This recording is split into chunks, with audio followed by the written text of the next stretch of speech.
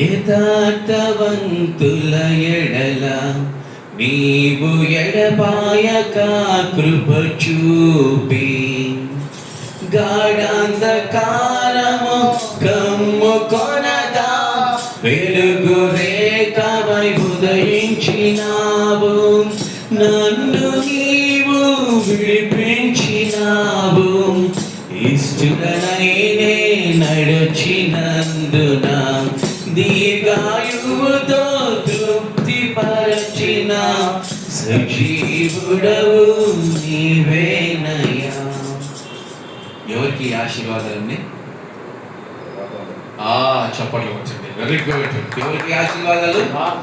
యథార్థవంతులకి. ఇప్పుడు ఈరోజు వాక్య ధ్యానార్థమై 1వ రాజుల గ్రంథము 11వ అధ్యాయము 3వ వచనం నుంచి చదువుకుందాం. 1వ రాజుల గ్రంథము 11వ అధ్యాయం 3వ వచనం నుంచి చదువుకుందాం.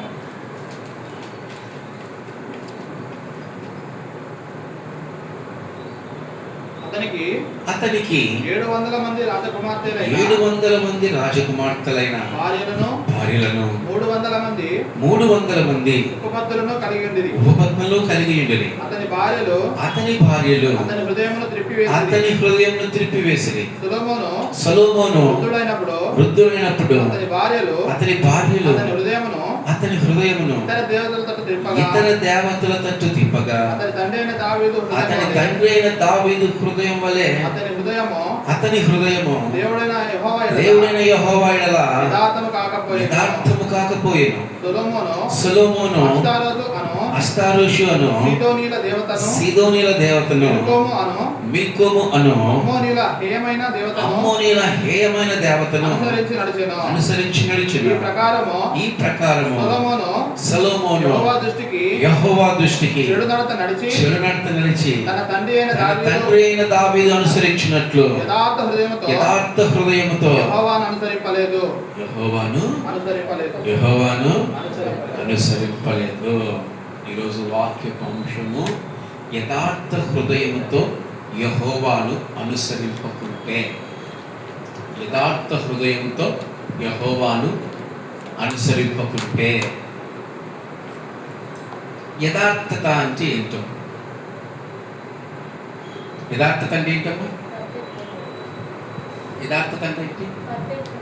పర్ఫెక్ట్ ఉండడమా? యథార్థత పర్ఫెక్ట్ ఉండడం కాదమ్మా.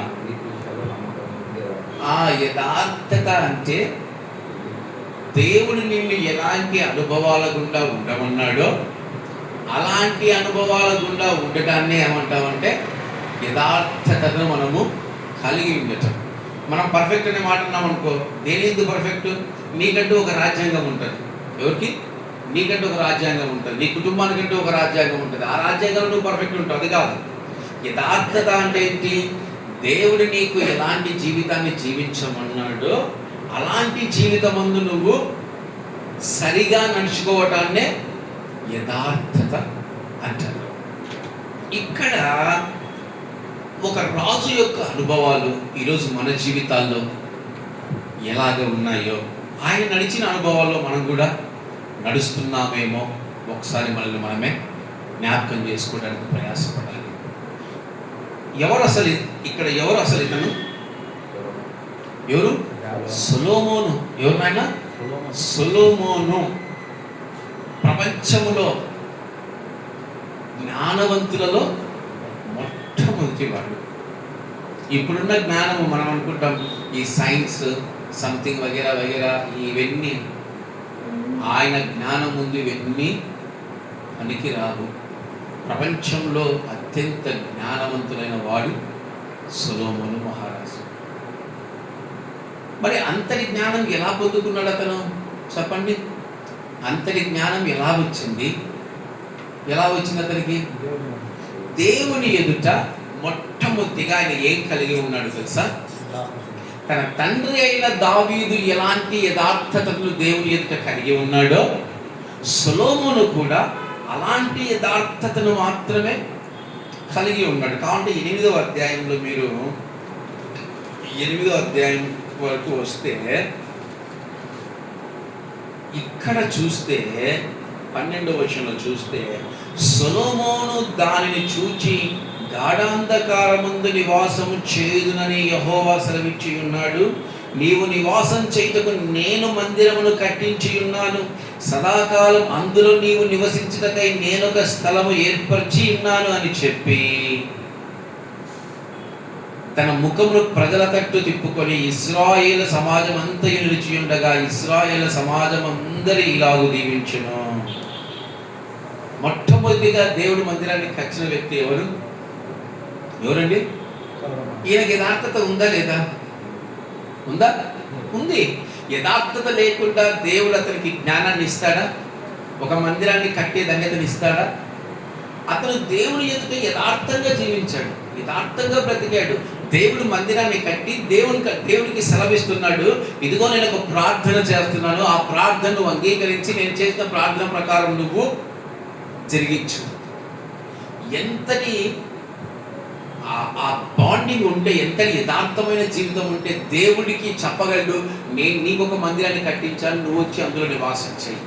ఇక్కడ ఇజ్రాయేలు ఎవ్వరు ఆ మందిరం వైపు తిరిగి ప్రార్థించినా, ఆ మందిరంలోకి వచ్చి ప్రార్థించినా ఖచ్చితంగా వాళ్ళందరి ప్రార్థనలు అంగీకరించు, వారి ప్రార్థనకు జవాబు ఇవ్వు, వారిని సంరక్షించు, వారి శత్రువుల నుంచి వారిని కాపాడు, ఎందుకంటే ఇది నీకు నివాస స్థలమైన కట్టడం కనుక అని దేవునితో ఒక ప్రత్యేకమైన బంధాన్ని కలిగిన సొలొమోను ఆ ప్రార్థనకు 9వ అధ్యాయంలో ఆ ప్రార్థనకు దేవుడు జవాబిస్తా ఉన్నాడు. మొట్టమొదటి వచనంలో కూడా చూస్తే మనము ఆ ప్రార్థనకు దేవుడు జవాబిచ్చి, సరే సొలొమోను, నీ ప్రకారమే వెళ్దాము, ఇదిగో నీవు చెప్పిన ప్రతిదీ నేను చేస్తాను, అయితే నీ ప్రజలు కుడికి కానీ ఎడమకు కానీ తిరగక నా యథార్థత వైపు వాళ్ళు నడవగలిగితే నేను ఖచ్చితంగా నువ్వు అన్నట్టే ఈ యొక్క మందిరంలో నివాసము చేస్తానని దేవుడు బదిలిచ్చాడు. 9వ అధ్యాయం అంతా అదే. నేను ఒక లైన్ చదివి దాన్ని ముగించలేను. 8వ అధ్యాయం అంతా సొలొమోను ప్రార్థన అయితే 9వ అధ్యాయం అంతా దేవుడి యొక్క జవాబు, ప్రార్థనకు జవాబు. అలాంటి సొలొమోనుకు ఏమైపోయింది సడన్గా? అలాంటి సొలొమోనుకు ఏమైపోయింది సడన్గా? ఇప్పుడు దేవుడే సాక్ష్యం ఇస్తున్నాడు, ఇదిగో సొలొమోను, నీవు నీ తండ్రి కనపరిచిన యథార్థతను నా యందు ఇప్పుడు నువ్వు కనపరచుట లేదు. ఈరోజు మనము సంతోషిస్తూ ఉంటాం, ఈరోజు మనం ఆనందిస్తూ ఉంటాం, ఈరోజు మనం గంతులు వేస్తుంటాం. ఎందుకు? నేను క్రీస్తు నమ్మాను, చిన్నప్పటి నుంచి క్రీస్తు నమ్మాను, చిన్నప్పటి నుంచి దేవుని ఎరిగాను, చిన్నప్పటి నుంచి భయభక్తులు కలిగి ఉన్నాను, నేను ప్రార్థిస్తే నా ప్రార్థన దేవుడు అంగీకరిస్తున్నాడు, నా ప్రార్థనకు దేవుడు జవాబిస్తున్నాడు, నా కుటుంబాన్ని దేవుడు దీవిస్తున్నాడు, నా కుటుంబాన్ని దేవుడు ఆశీర్వదిస్తున్నాడు అని మనం సంతోషించకూడదు. ఎందుకు? నీ యథార్థత ఏ రోజైనా తొలగిపోవచ్చు, నీ యథార్థత ఏ రోజైనా ఎవరైనా సరే నీ యథార్థతను పాడు చేయవచ్చు.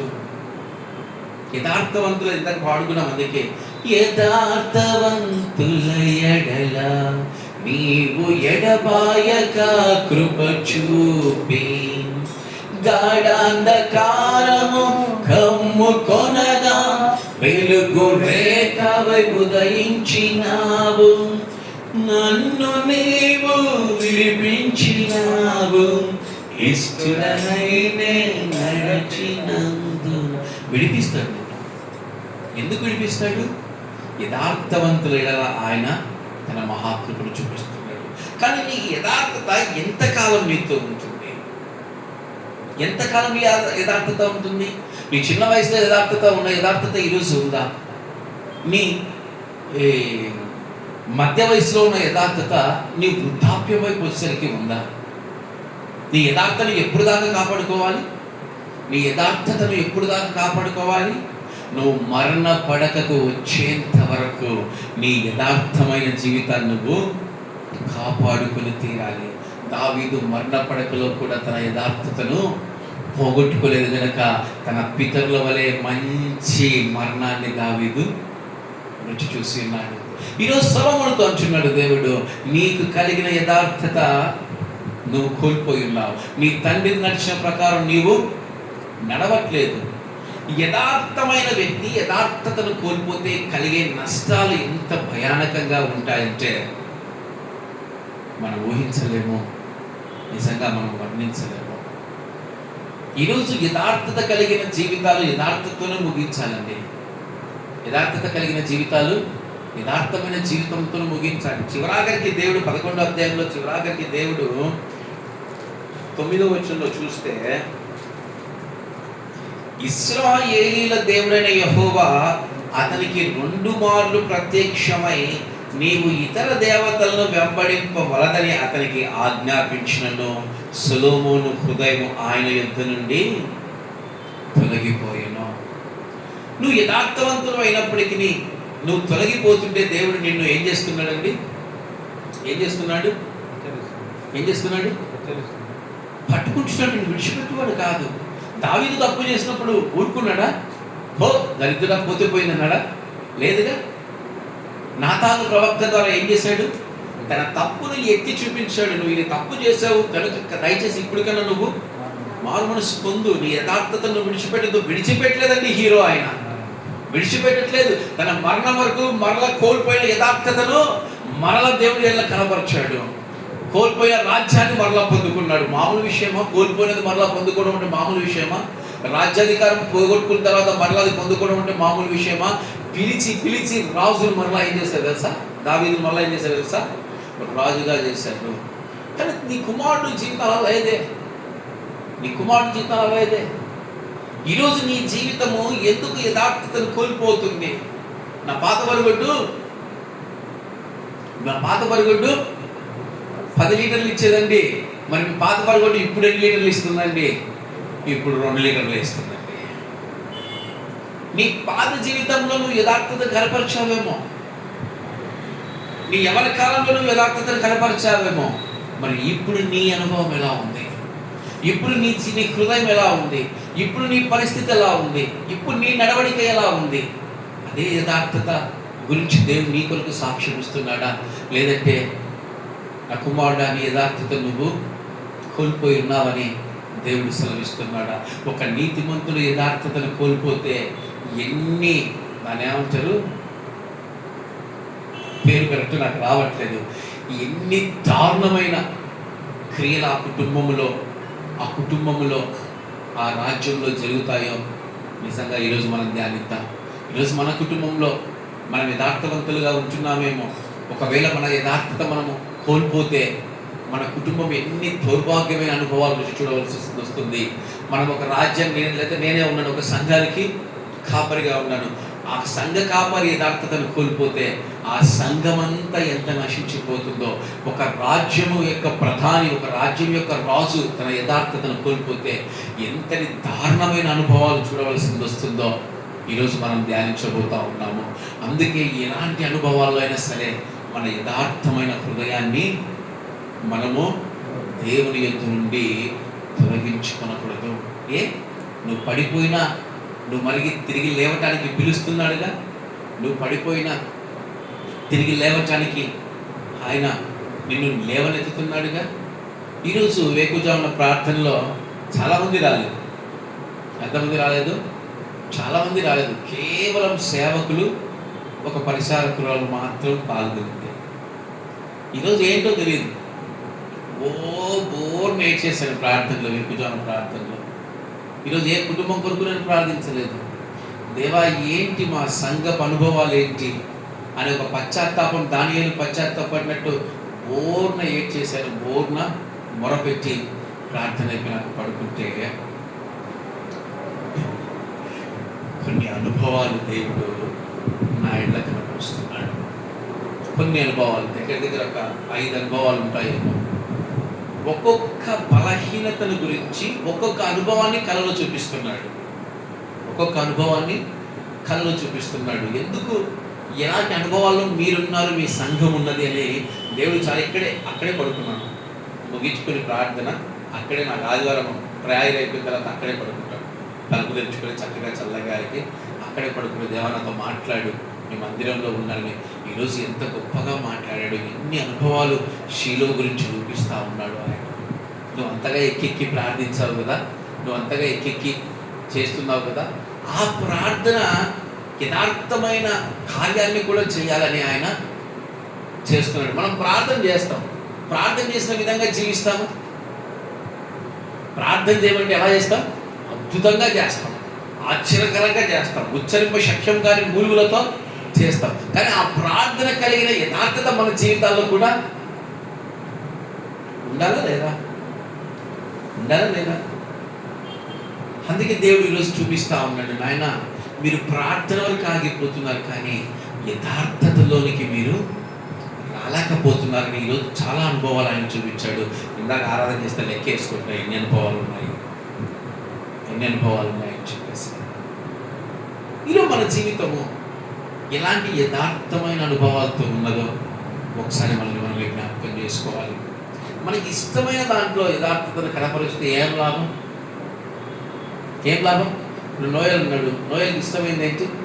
వాళ్ళ నిద్రలో కూడా పాపం వాళ్ళ అమ్మ నాన్న పనిష్మెంట్ ఏమో, నిద్రలో కూడా టికెట్ అంటాడేమో. అంటే వాడి ఇష్టమైన దాంట్లో ఫలించితే దాని యథార్థత అన్నారు. ఎందులో ఫలించాలి క్రైస్తవుడు? ఎందులో ఫలించాలి? దేవునిలో ఫలించాలి, దేవుడి నీతిలో ఫలించాలి, వాక్యంలో ఫలించాలి, ప్రార్థనలో ఫలించాలి.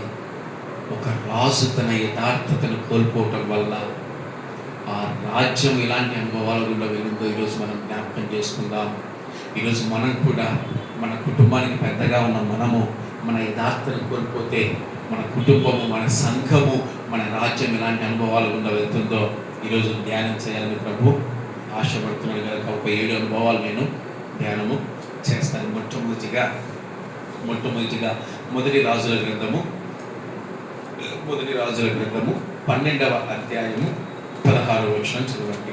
12వ అధ్యాయము 16వ వచనము చదవండి.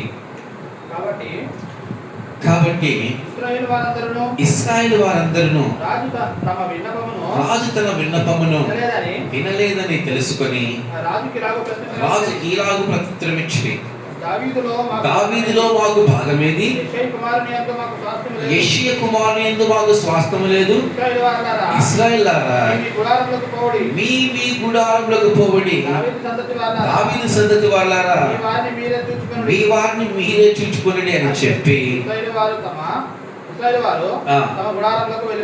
చాలు. హల్లెలూయా, హల్లెలూయా.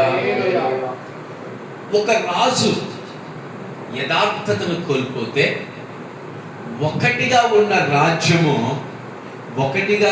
రాజ్యం ఫస్ట్ సైడ్ హెడ్డింగ్, ఒక రాజ్యము 2 రాజ్యాలుగా చీల్చబడింది. సైడ్ హెడ్డింగ్, ఒక రాజ్యము 2 రాజ్యాలుగా చీల్చబడింది. ఒక కుటుంబ పెద్ద కానీ, ఒక కాపరి కానీ, ఒక రాజు కానీ తన యథార్థతను కోల్పోతే, ఏదైనా తన యథార్థతను కోల్పోతే ఆ కుటుంబం ఏమైపోతుందంట? 2 భాగాలుగా చీలిపోతుంది. ఆ సంఘం ఏమైపోతుందంట? 2 భాగాలుగా చీలిపోతుంది. ఆ రాజ్యం ఏమైపోతుందంట? 2 భాగాలుగా చీలిపోతుంది. మనకి స్వాతంత్రం వచ్చినప్పుడు మన భారతదేశం ఎలా ఉండేది ఎంతమంది తెలుసు? స్వాతంత్రం రాకముందు, క్షమించండి బ్రదర్, పాకిస్తాను, ఇండియా, బంగ్లాదేశ్ 3 కలిసి అసలు ఆ ఊహ కూడా మనము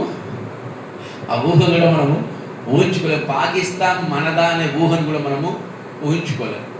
వారు యథార్థ హృదయం లేని వారై ఉన్నారు కనుక వారి దేశాలు వారు విడిపోవాలని వారు ఆశపడ్డారు. ఇక్కడ సొలొమోను తన యథార్థతను కోల్పోయినందుకు 11వ అధ్యాయంలోనే 10వ వచనంలో దేవుడు అంటున్నాడు, నీకిక రాజ్యం, ఇశ్రాయేలు రాజ్యం నీ పక్షాన నేను ఉంచను, మీ రాజ్యాన్ని నేను 2 భాగాలుగా విభజించబోతున్నాను. మీ నాన్నను బట్టి, మీ నాన్న యథార్థతను బట్టి నీకు ఒక భాగాన్ని ఇవ్వబోతున్నానని రెహబాముతో, సొలొమోనుతో దేవుడు చెప్పి తన కుమారుడికి ఒక భాగాన్ని ఇస్తుంది. ఈరోజు యథార్థతను కోల్పోతే కుటుంబం ఎన్ని భాగాలుగా విడిపోతుందండి? 2 భాగాలు. కుటుంబంలో అందరూ ఎలాంటి హృదయం కలిగి ఉండాలి? యథార్థమైన హృదయం కలిగి ఉండాలి. ఈరోజు అత్త ఒక హృదయాన్ని కలిగి కోడలు ఒక హృదయాన్ని కలిగి ఉంటే, తల్లి ఒక హృదయాన్ని కలిగి, కుమారుడు ఒక హృదయాన్ని కలిగి ఉంటే, అన్న ఒక హృదయాన్ని కలిగి, తమ్ముడు ఒక హృదయాన్ని కలిగి ఉంటే ఆ కుటుంబం నిలుస్తుందా? ఆ కుటుంబం నిలుస్తుందా? ఎందుకు? ఒక వ్యక్తి వల్ల ఆ కుటుంబం అంతా ఏం కోల్పోబోతుంది తెలుసా? దేవుని యొక్క యథార్థతను కోల్పోబోతుంది. చిన్న ఉదాహరణ చెప్తాను. ఒక వ్యభిచార గృహంలో, లేదంటే వ్యభిచార నిందితులండి, లోకస్తుల మధ్యలో ఒక ఆత్మీయుని ఉంచుదాం. ఒక ఒక కాలనీలో అందరు లోకస్తున్నారు, ఒక ఆత్మీయుని తీసుకెళ్ళి అక్కడ పెడదాం. ఇప్పుడు ఈ ఆత్మీయుడి పరిస్థితి ఎలాంటి అనుభవాల్లోకి వెళ్తారు చెప్పండి? మీరు చెప్పండి చూద్దాం. మొదటి రోజు పోతుందా? వారం రోజుల తర్వాత పోతుందా? పోదు. నెల రోజుల తర్వాత చూడండి, అయ్యగారు కూడా ముక్కాబులా అని డ్యాన్స్ చేస్తారు వాళ్ళతో పాటు. ఏం చేస్తాడు? ముక్కాబులా ముక్కదించాలా అంటాడు. ఎందుకు? ఒక వ్యక్తి ఒక కుటుంబంలో యథార్థతను కోల్పోతే ఆ కుటుంబం అంతా దేవుని ఎదుట ఏం కోల్పోతుందమ్మా? యథార్థతను కోల్పోతుంది. సొలొమోను దేవుని ఎదుట యథార్థతను కోల్పోయాడు కనుక ఆ సొలొమోనుకు సంబంధించిన 12 గోత్రాల రాజ్యాన్ని ఇప్పుడు దేవుడు ఎన్ని గోత్రాలుగా చీల్చాడు? 10 గోత్రాలు ఒకవైపు, 2 గోత్రాలు ఒకవైపు. ఈరోజు మీ కుటుంబాలను మీరు పరిశీలన చేసుకోండి. మీ కుటుంబం అంతా కలిసి ఉందా? మీ కుటుంబం విడిపోయిందా? ఎందుకు మీ కుటుంబం విడిపోయింది? ఎందుకు నీ తల్లికి నీకు మాటలు లేవు? ఎందుకు నీ తమ్ముడికి నీకు మాటలు లేవు? ఎందుకు మీ అత్తకు నీ కోడలికి మాటలు లేదు? ఎందుకు ఇలాంటి అనుభవాలు, ఎందుకు ఇలాంటి జీవితాలు వస్తూ ఉన్నాయి? ఎందుకంటే వారి యథార్థతను కోల్పోతున్నారు కనుక. యథార్థత కోల్పోయిన వారి ఎదుట దేవుడు తన యొక్క రాజ్యాన్ని ఉంచిన పక్కకు నెట్టేస్తాడు, తీసేస్తాడు. వెళ్ళిపోండి, మీరు నా సన్నిధానానికి మీరు అవసరం లేదు. ఆయన కోపాగ్ని సొలొమోను మీద రగులుకుంది. ఒక సంఘంలో ఎందుకు చీలిపోతారు? కలిసి సంఘాన్ని స్థాపించిన వారు ఎందుకు సంఘాన్ని మధ్యలోకి వచ్చేసరికి ఎందుకు విడిపోతారు? ఎందుకు విడిపోతారు? ఆ సంఘములో ఉండే వారి యథార్థతను కోల్పోతారు. యథార్థతను కోల్పోయిన వారికి దేవుడి సన్నిధానంలో స్థానము లేదు. వారి వల్ల సంఘమంతా పాడైపోతుందని దేవుడే వారిని విడదీస్తాడు, దేవుడే వారిని దూరపరుస్తాడు. ఈరోజు మన జీవితాల్లో యథార్థత కావాలండి. ఈరోజు యథార్థత లేకుంటే నీ పిల్లలు కూడా నీతో ఉండరు. మీరు జ్ఞాపకం చేసుకోండి. మీరు అనుకుంటున్నారు, చిన్నప్పటి నుంచి నేను కష్టపడి పెంచాను, చిన్నప్పటి నుంచి నోయల్ని కష్టపడి పెంచాను, జాయిని కష్టపడి పెంచాను, అబ్బా నా బిడ్డలని మీరు ఆనందించొద్దండి. మీలో యథార్థత ఉన్నంత వరకే బిడ్డలు మీతో ఉంచారు. ఎప్పుడైతే మీలో యథార్థత కోల్పోతారో ఎమ్మడే మీ బిడ్డలు కూడా ఏమైపోతారు? మీ నుంచి దూరం అయిపోతారు. అది దేవుడే చేస్తాడు. క్రైస్తవుని ఏది పోగొట్టుకున్నా పర్వాలేదండి. నువ్వు పాపం చేయి, ఒప్పుకో. నువ్వు పాపం చేసి ఒప్పుకో దేవుని దగ్గర. అయ్యా నేను పాపం చేస్తున్నాను, ఇది నా ఆత్మీయ జీవితానికి మంచిది కాదు, దయచేసి నన్ను సరి చేయండి దేవుని చెప్పండి. నువ్వు దేవుని సంఘానికి వెళ్ళి నేనే పాపం చేయలే, నువ్వు ఎన్ని మార్లు చెప్పినా నేనే పాపం చేయలేదు అంటే ఇప్పుడు నువ్వు ఎవరితో వాదిస్తున్నావు? నువ్వు దేవుని దగ్గర యథార్థంగా లేదు, నీ హృదయం యథార్థంగా లేదు.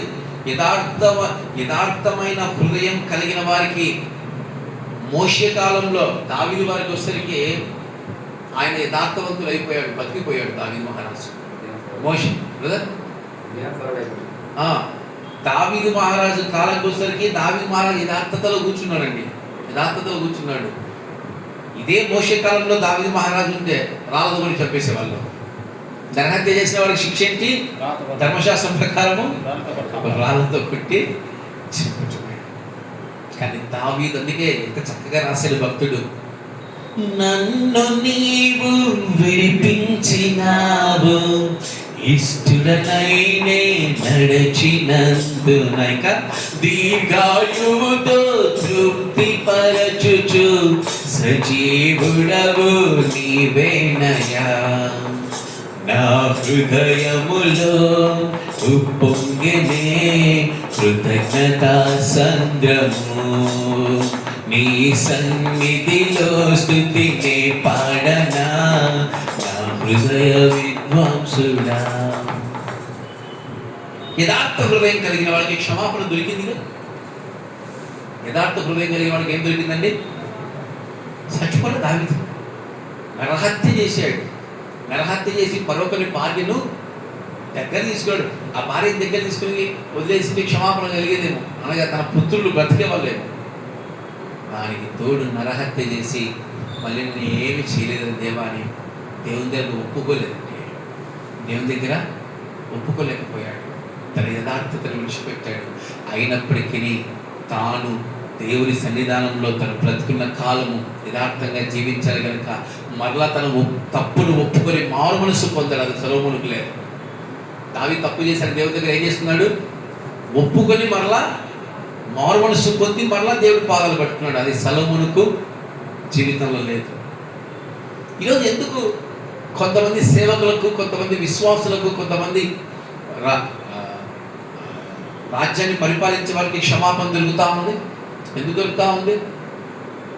వారు తమ యథార్థతను పట్టుకునే ఉండి ఉన్నారు. దేవుని దగ్గర క్షమాపణ అడుగుతున్నారు. కానీ సొలొమోను అలా చేయలేకపోయాడు. ఒక నీతిమంతుడు తన యథార్థతను కోల్పోతే మొట్టమొదటిగా రాజ్యము రెండు భాగాలుగా మార్చబడిపోతుంది. విడిపోయారు అన్నదమ్ములు. ఎవరినైనా అన్నదమ్ములు విడిపోయారు. మీకొక రాజు, మాకొక రాజు. ఎంత దుఃఖం తెలుసా అది. ఒక సంఘంలో ఉంటూ మేము ఒక సంఘాన్ని స్థాపించుకుంటాము, మీరు ఒక సంఘాన్ని స్థాపించుకోండి, మీకు మాకు సంబంధం లేదు. ఎందుకు? దేవుడే తీసేశాడు. మీరు ఇంకా ఆ సంఘాలు ఉంటే ఆ సంఘాన్ని కూడా మీరు నాశనము చేస్తారు. యథార్థమైన జీవితము యెహోవాకు ఇంపైన సువాసన. సొలొమోను తన యథార్థమైన జీవితాన్ని జీవించలేకపోయాడు. ఒక గుంపు, మత్తయి సువార్త 25వ అధ్యాయంలో ఒక గుంపు ఒక వ్యక్తి కొరకు ఎదురు చూస్తూ ఉన్నారు. ఎవరు ఆ గుంపు? ఆ వచ్చే వ్యక్తి ఎవరు? మత్తయి సువార్త 25వ అధ్యాయంలో ఒక గుంపు ఒక వ్యక్తి కొరకు ఎదురు చూస్తూ ఉన్నారు. బ్రదర్, ఆ గుంపు ఎవరు? ఎవర్రా?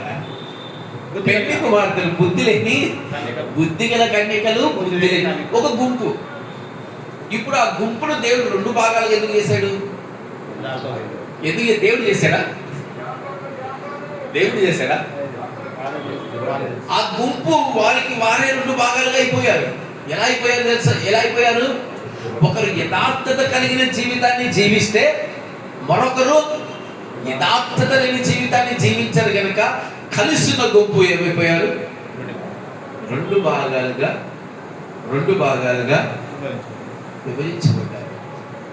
ఈరోజు మనమంతా గుంపులో ఉన్నాం. పెళ్లి కుమారుడు వస్తే ఎంతమంది రెండు భాగాలు అయిపోతారు? ఆలోచించండి. ఒక కుటుంబంలో భార్య భర్తలు ఎందుకు కలిసి ఉండలేకపోతున్నారు? ఎందుకు ఉండలేకపోతున్నారు? భార్య భర్త దగ్గర విడాకులు ఎందుకు అడుగుతుంది? లేదా భర్త భార్య దగ్గర విడాకులు ఎందుకు అడుగుతున్నారు? యథార్థత లేదు. ఇద్దరు కలిసి వ్యాపారం చేస్తూ ఉంటే మధ్యలో ఎందుకు వారికి విభేదాలు వచ్చాయి? ఎందుకు వ్యాపారం నుంచి దూరం అవుతున్నారు? యథార్థత కోల్పోయారు. ఈరోజు మన జీవితంలో క్రైస్తవుడా, క్రైస్తవ సహోదరి, క్రైస్తవ సహోదరుడా, నువ్వు బ్రతుకు దినములు అంతవరకు నీ యథార్థతను విడిచిపెట్టద్దు. లేదంటే నీ గుండా నీ కుటుంబం రెండు భాగాలుగా విడిపోతుంది. నీ గుండా నీ కుటుంబము పాడైపోతుంది. నీ గుండా నీ సంఘము పాడైపోతుంది. ఉంచడండి దేవుడు యథార్థతను కనపరచలేని వారిని దేవుడు సంఘాల్లో ఉంచడు. యథార్థతను కనపరచలేని వారిని దేవుడు కుటుంబాల్లో కూడా ఉంచడం. తల్లైనా, తండ్రైనా, అక్క అయినా, చెల్లైనా, బిడ్డ అయినా, ఎవరైనా సరే. అందుకే మన దేవుని దగ్గర ఏం కనపరచాలి? ఈరోజు నేను తండ్రి స్థానంలో ఉన్నానని బిడ్డల మీద మనము ఆంక్షలు వేయకూడదు. బిడ్డలను అతమాయించకూడదు.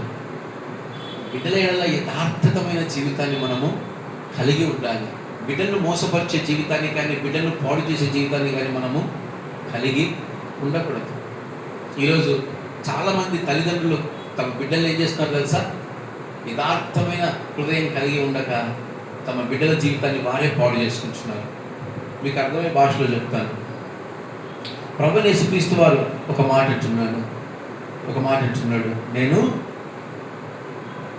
అగ్ని వేయటానికే వచ్చాను కానీ సమాధానమును కనపరచుటకు రాలేదని ఎప్పుడు అన్నాడు? ఏ సందర్భంలో అన్నాడు?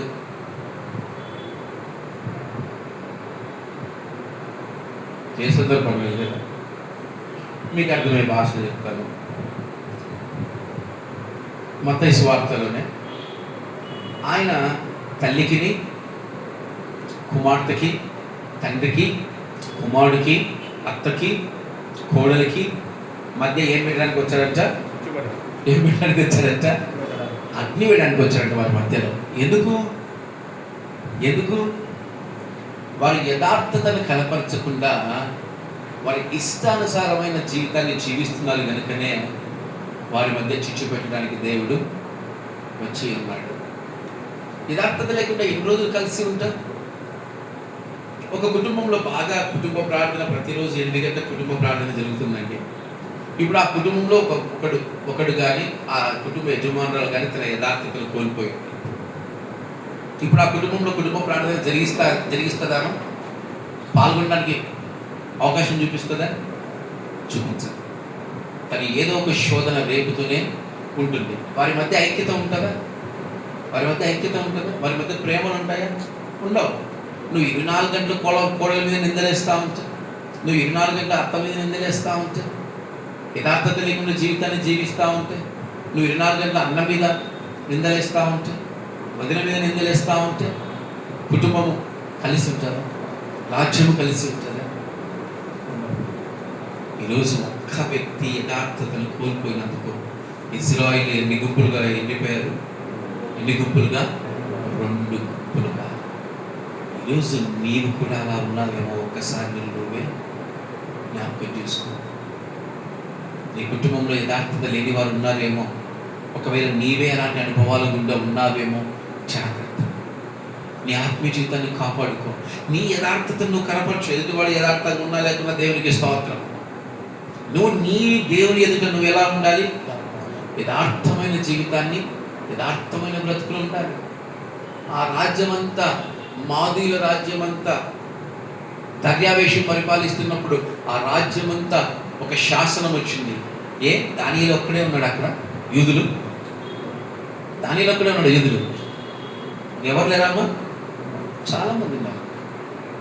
కానీ దానియేలు ఏం చేస్తాడు? దేవుని ఎదుట తన యథార్థతను ఇవ్వబడేనే చేసుకుని నా ప్రార్థన నేను యథార్థంగా ఎలా ఉన్నాడో అలాగే ఉన్నాడు. ఈరోజు చాలామంది మనసులో ఒకటి పెట్టుకుంటారు, బయటకు ఒకటి మాట్లాడతారు. విషపు మాటలు, విషపు పలుకులు.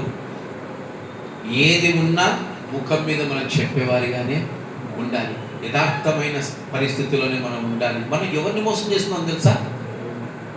దేవుణ్ణి మోసం చేస్తూ మనల్ని మనమే మోసం చేసుకుంటాం. దానియేలు ఎలా ఉన్నాడు? అలాగే ఉన్నాడు. అందుకే యథార్థవంతుడికి ఏ ఆపద కలగదు. యథార్థవంతుడు ఎటువంటి అనుభవాలు ఉన్నా కూడా దేవుడు విడిపిస్తాడు. ఈరోజు నీవు ఎలాంటి అనుభవాలు గుండా ఉన్నావేమో జాగ్రత్త. సొలొమోను తన యథార్థతను కోల్పోయాడు కనుక ఇశ్రాయేలు బ్రతుకులు ఏమైపోయాయి ఈరోజు నేను మాట్లాడుతున్నాను. ఈరోజు మన జీవితాల్లో మన కుటుంబం వాళ్ళ యథార్థతను కోల్పోయేందుకు మన బ్రతుకులు ఎలా ఉన్నాయి? లేదంటే నీవే నీ యథార్థతను కోల్పోయి ఉంటే నీ కుటుంబం పరిస్థితులు రేపు భవిష్యత్తులో ఏం జరగబోతున్నాయో కనీసం నువ్వు ఊహించలేవు, నీవు ఆలోచన కూడా చేయలేవు. అందుకే మనం మన యథార్థతను ఏం చేయాలి? పట్టుకొని ఉండాలి. మొట్టమొదటిగా నీతిమంతుడు యథార్థతను కోల్పోతే ఏం జరిగిందమ్మా? ఏం జరిగింది? ఒక రాజ్యము 2 భాగాలుగా విడిపోయింది. రెండవదిగా చూద్దాం. 1వ రాజుల గ్రంథము 12వ అధ్యాయము 28వ వచనము. అక్కడికంటే ముందు ఒక్క నిమిషం 20వ వచనం చదవండి. 12వ అధ్యాయం 20వ వచనం మీకు తెలియాలి కదా. మరియు యెరోబాము తిరిగి వచ్చినని ఇశ్రాయేలు వారందరూ విని సమాజముగా కూడి అతన్ని పిలువనంపించి ఇశ్రాయేలు వారందరి మీద రాజుగా అతనికి పట్టాభిషేకము చేసింది. యూదా గోత్రీయులకు తప్ప దావీదు సంతతి వారిని వెంబడించిన వారు ఎవ్వరూ లేకపోయిరి. ఇప్పుడు ఇశ్రాయేలు వారికి మొట్టమొదటి రాజు ఎవరు?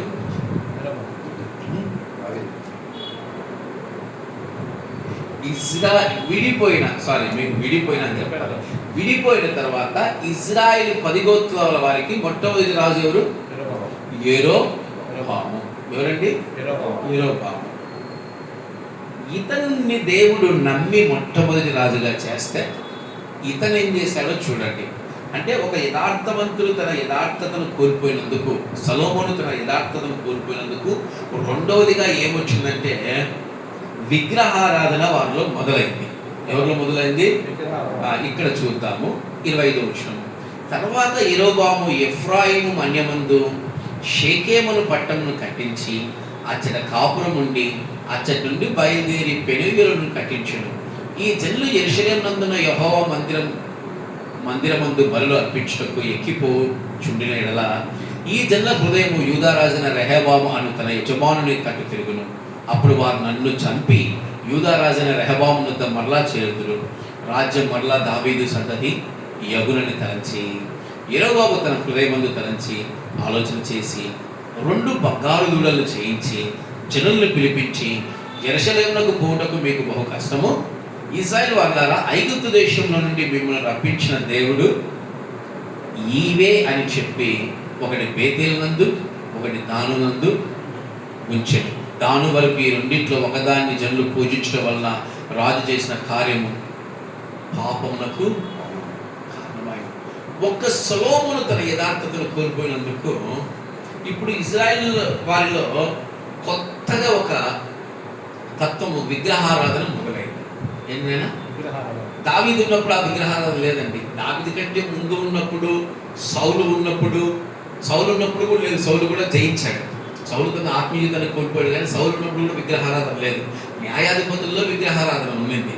దాని తర్వాత సౌలు ఉన్నప్పుడు లేదు, దావీదు మహారాజు ఉన్నప్పుడు లేదు. కానీ సొలొమోను మహారాజు తన యథార్థతను కోల్పోయినప్పుడు పోయిన తర్వాత ఇప్పుడు కొత్తగా ఏం మొదలైంది?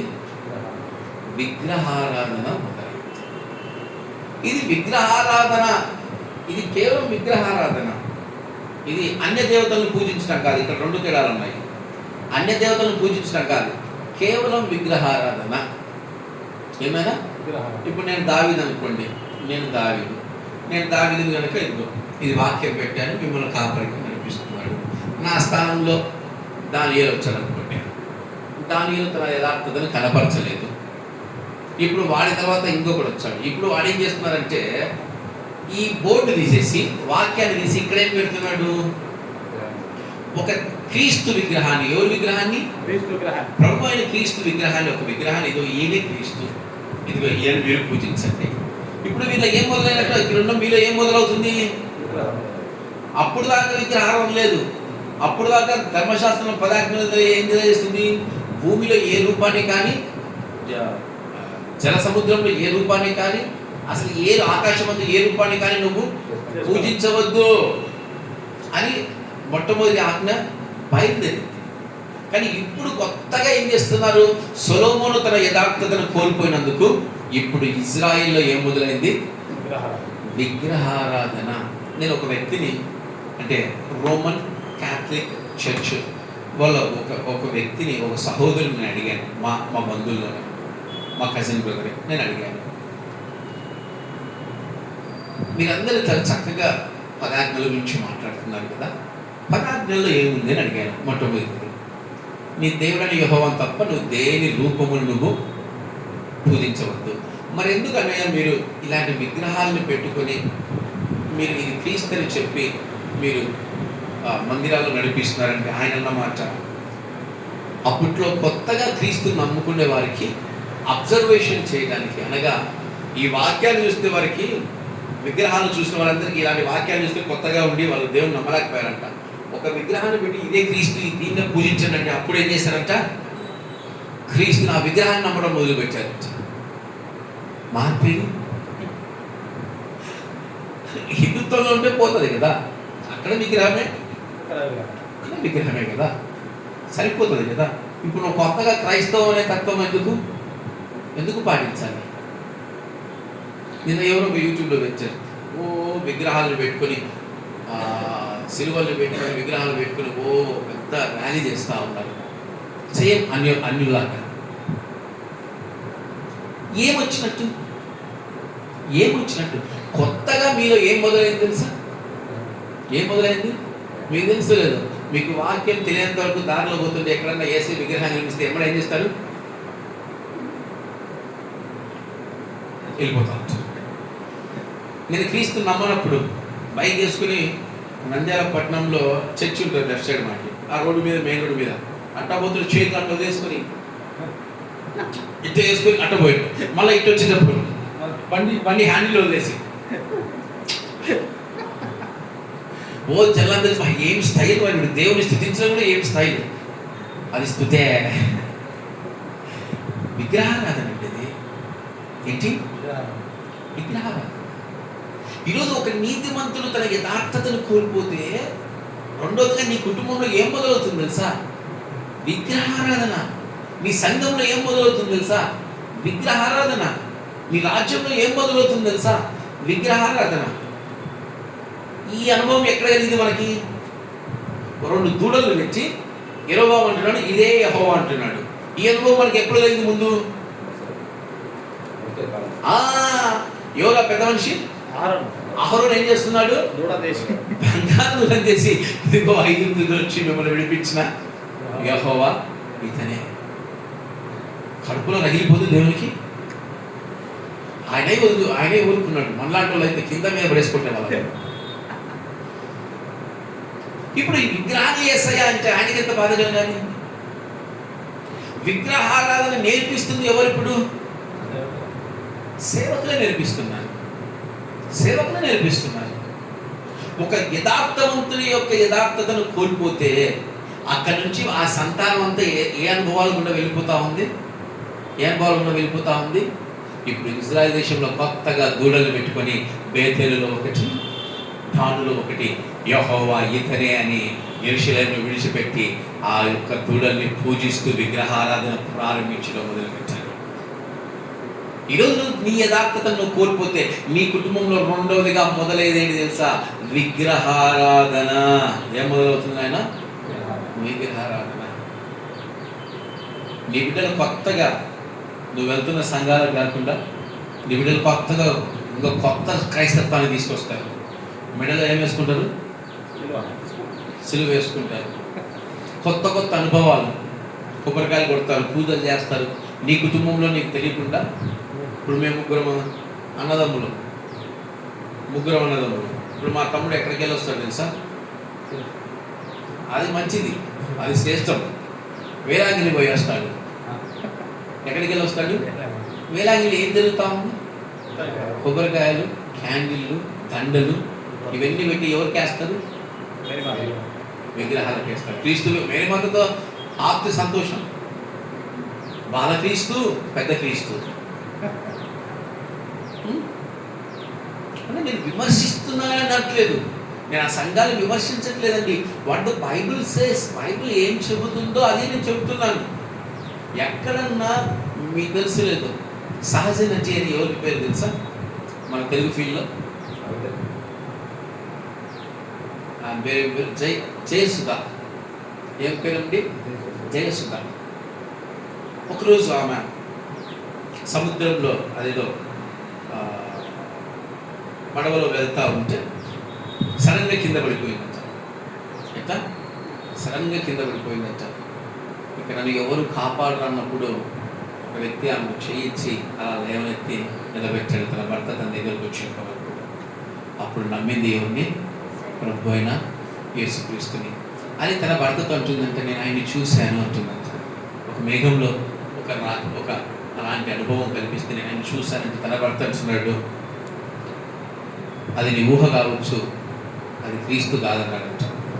దాని తర్వాత యేసయ్య ఆమెతో మాట్లాడుతున్నాడు, అమ్మ నన్ను చూడలేదు, నా యొక్క నిజ స్వరూపాన్ని చూడలేదు, నువ్వు దాన్ని నన్నుగా భావించదు, దయచేసి దాన్ని నువ్వు నన్నుగా భావించదు. అంటే ఏది మనకు అనిపిస్తే అదే క్రీస్తు అని ఎట్లా డిసైడ్ అవుతాం? ఏది మనకు కనిపిస్తే అది క్రీస్తుని డిసైడ్ కావద్దండి. ఏ విగ్రహం కనిపిస్తే ఒకసారి నేను కళ్ళు మూసుకొని ఏసయ్య అంటే నాకేదో ఒక వ్యక్తి ఆ తెల్ల బట్టలు వేసుకుని ఒక వ్యక్తి గుహ బయట నిలబడేది గంభీరం ఉంటే ఒక్కొక్కసారి అది వస్తుంది మైండ్లో అనుకుంటాను నేను. ఆయన చూసానా, నేను క్రీస్తుని చూసానా? లేదుగా. ఏదో ఒక రూపాన్ని క్రీస్తు అనుకోకూడదు మనం. అంటే అది కూడా ఒక రకమైన విగ్రహారాధన. వాక్యమే క్రీస్తు. అగ్ని జ్వాలలోంచి కళ్ళ కలవాడు, అపరంచి మంచి పాదములు కలిగిన వాడు, తెల్లని కుళ్ళు కలిగిన వాడు, 7 దీపస్తంభములకు సంచరిస్తున్నవాడు, ఆయన క్రీస్తు. మనం చూడలేదు. చూడకుండా క్రీస్తుని మనం నిర్ణయించుకోకూడదు కదా. అది కూడా మన జీవితంలో ఏం వస్తుంది తెలుసా? విగ్రహారాధన. నువ్వు సిలువను పెట్టి సిలువ దగ్గర నువ్వు ప్రార్థిస్తే అది కూడా ఏంటి తెలుసా? విగ్రహారాధన. ఏది వాక్యము ఇదే దేవుడు అండి. అందుకే యోహాను సువార్త మొట్టమొదటి అధ్యాయంలో ఎత్తి చూపించాడు వాక్యమే నేనని. అది మనకు నచ్చదు. ఒక యథార్థవంతుడు తన యథార్థతను కోల్పోయిన తర్వాత మొట్టమొదటిగా ఆ కుటుంబం అంటే ఆ రాజ్యం 2గా విభజించబడింది. ఆ కుటుంబం ఇప్పుడు అంటే ఆ యొక్క ఇంట్లో ఏమొచ్చింది? కొత్తగా ఏమొచ్చింది? విగ్రహారాధన వచ్చింది. మనం చేస్తున్నామా విగ్రహారాధన? చేస్తున్నాం కదా. బయటపడాలి విగ్రహారాధన నుంచి. ఎలా చేస్తున్నామా విగ్రహారాధన?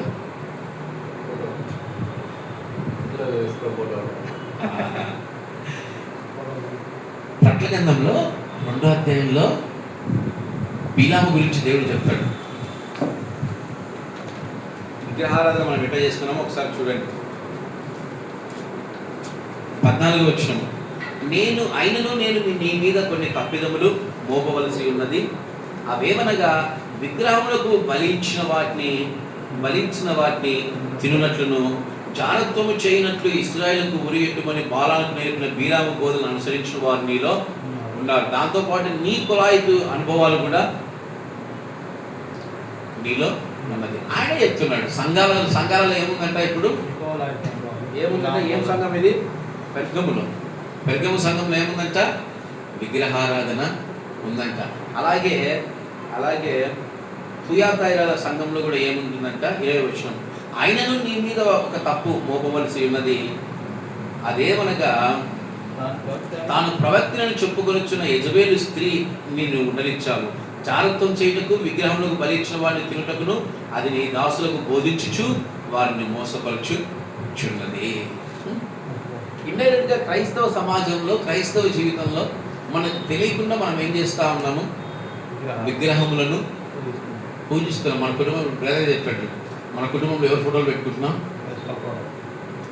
ఇప్పుడు మనము విగ్రహాలకు బలి ఇచ్చిన వాటిని తినకూడదు అని దేవుడు అంటున్నాడుగా. చాలా మంది సేవకులు ఏమంటున్నారు? ప్రార్థన చేసుకుంటే అన్ని నీ శుద్ధికి వస్తాయి. వాక్యం ఎందుకుందా?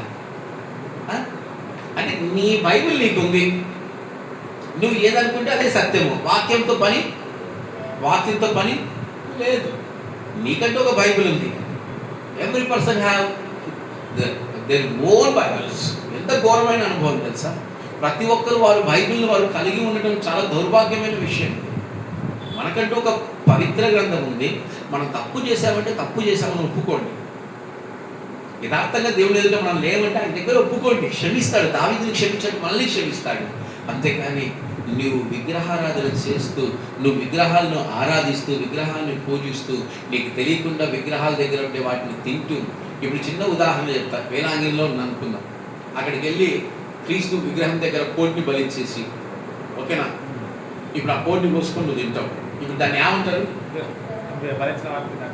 టెంకాయ కొడతావు. ఇప్పుడు ఆ టెంకాయ సగం వారికి, సగము మనకి. ఇప్పుడు నువ్వు ఆ నైవేద్యాన్ని, నువ్వు ఆ ప్రసాదాన్ని నువ్వు తిన్నట్టు ఇప్పుడు నువ్వు ఏమైపోయినట్టు? అసలు విగ్రహాన్ని ఏం పని నీకు? బైబిల్ చెప్తుంది విగ్రహంతో పని లేదు. కానీ ఈరోజు సేవకులు చెప్తున్నారు, ఈరోజు రాజులు చెప్తున్నారు, ఈరోజు కుటుంబ పెద్దలు చెప్తున్నారు, మన కుటుంబంలో విగ్రహము ఉండవలసిందే. ఈయనే క్రీస్తు, సిలువే క్రీస్తు. సిలువను విరిచారండి ఆయన. సిలువను పూజించకూడదు మనం.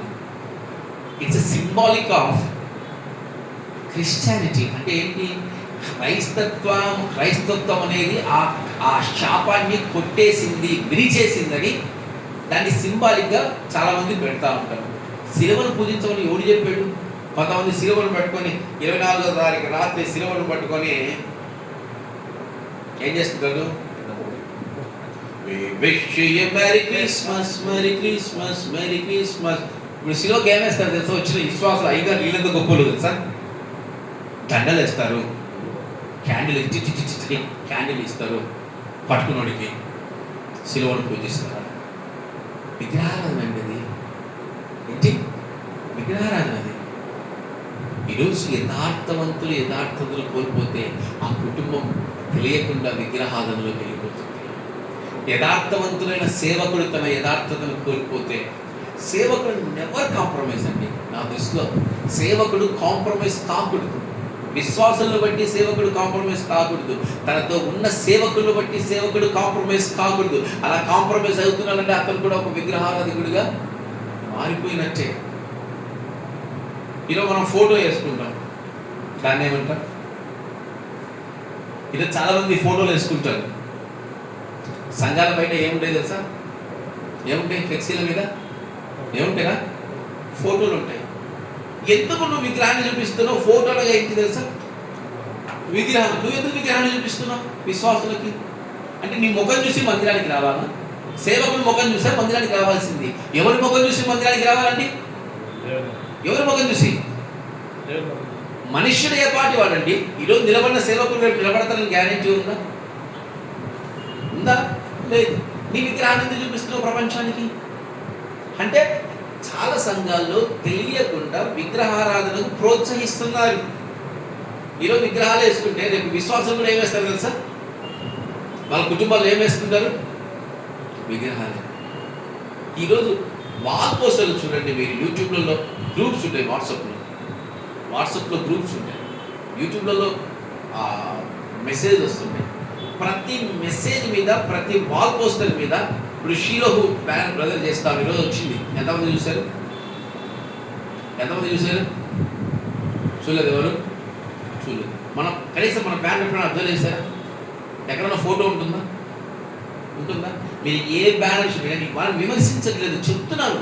విగ్రహారాధన ఏం చేస్తున్నారు? ఎంకరేజ్ చేస్తున్నారు. ఏముంటాయి? ప్రతి వాల్ పోస్టర్ మీద ఏముంటుంది తెలుసా? సేవకుడిది, సేవకురాలిది, పిల్లలది. క్యాలెండర్ తీసుకోండి, క్యాలెండర్ మీద ఏముంటాయి తెలుసా? వాళ్ళ కుటుంబం, సంతానం ఫోటోలు అన్నమాట. అంటే విశ్వాసులకు మీరు ఏం నేర్పిస్తున్నట్టు? మీకు తెలియకుండానే మీరు విగ్రహారాధనని వారి హృదయాల్లో ఏం చేస్తున్నట్టు, వారి కుటుంబాల్లో ఏం చేస్తున్నట్టు మీరు స్థాపిస్తున్నారండి. ఒక సేవకుడు తన యథార్థతను కోల్పోతే విగ్రహారాధనకు మనం ప్రోత్సహించినట్టే. ఒక కుటుంబంలో కుటుంబ పెద్ద తన యథార్థతను కోల్పోతే ఆ కుటుంబం అంతా ఏదాంట్లోకి వెళ్ళిపోతుంది? విగ్రహారాధనలోనికి వెళ్ళిపోతుంది. కనుక మన ఆత్మీయ జీవితాన్ని మనం కాపాడుకోవాలి. మొట్టమొదటిగా యథార్థతను కోల్పోతే ఆ రాజ్యం ఏమైపోయింది? రెండవదిగా ఈయనే క్రీస్తు. ఏసయ్యేడి చాలా చోట్ల ఉంటాడు. మన మధ్యలో దొరకడు ఏసై. ఇదో ఈడున్నాడు. ఎక్కడున్నాడు? ఇక్కడ ఉన్నాడు. మూడవదిగా చూద్దాము. రెండవ రాజుల గ్రంథము 21వ అధ్యాయం 13వ వచనం. రెండవ రాజుల గ్రంథము 21వ అధ్యాయం 13వ వచనం.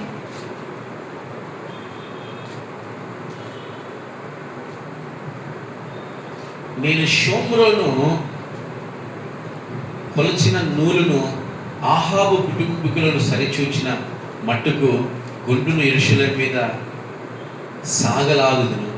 ఒకడు పల్లెంలో తుడిచినప్పుడు దాన్ని బోర్లించి తుడిచినట్లు నేను యెరూషలేమును తుడిచివేయుదును. మరియు నా స్వాస్థ్యంలో శేషించిన వారిని నేను త్రోసివేసి వారి శత్రువుల చేతికి వారిని అప్పగించెదను. ఏదానికంటే ఆయన వారి శత్రువుల చేతికి వారిని అప్పగిస్తారంట. ఎందుకు ఇవన్నీ దేవుడు చేయడానికి ఇష్టపడతా ఉన్నాడు? ఎందుకు అన్య దేవతలు ఇప్పుడు దాకా ఫస్ట్ ఏమైపోయింది? భాగంగా చీలిపోయింది. బలాన్ని కోల్పోయారు. ఏం కోల్పోయారు? బలాన్ని. ఐక్యతను కోల్పోయారు. రెండవదిగా విగ్రహారాధన. అప్పటిదాకా ఆకాశం చూసి ఈయన యెహోవా అనేవాళ్ళు కదా, మందసాన్ని చూసి యెహోవా అనేవాళ్ళు. ఇప్పుడు ఏమంటున్నారు? దూడను చూసి యెహోవా అంటున్నారు. ఇప్పుడు మూడవదిగా ఇప్పుడు దూడని విడిచిపెట్టారు, యెహోవాని విడిచిపెట్టారు. ఇప్పుడు ఇజ్రాయెల్ దేశం అంతా దేంతో నింపబడింది తెలుసా? దేంతో నింపబడింది? ఇందాక మనం చదివాం. సొలొమోను ఏ దేవతను పూజించాడంట? అష్టారోత్. ఇంకా ఇంకొక దేవతను కూడా పూజించాడుగా సొలొమోను.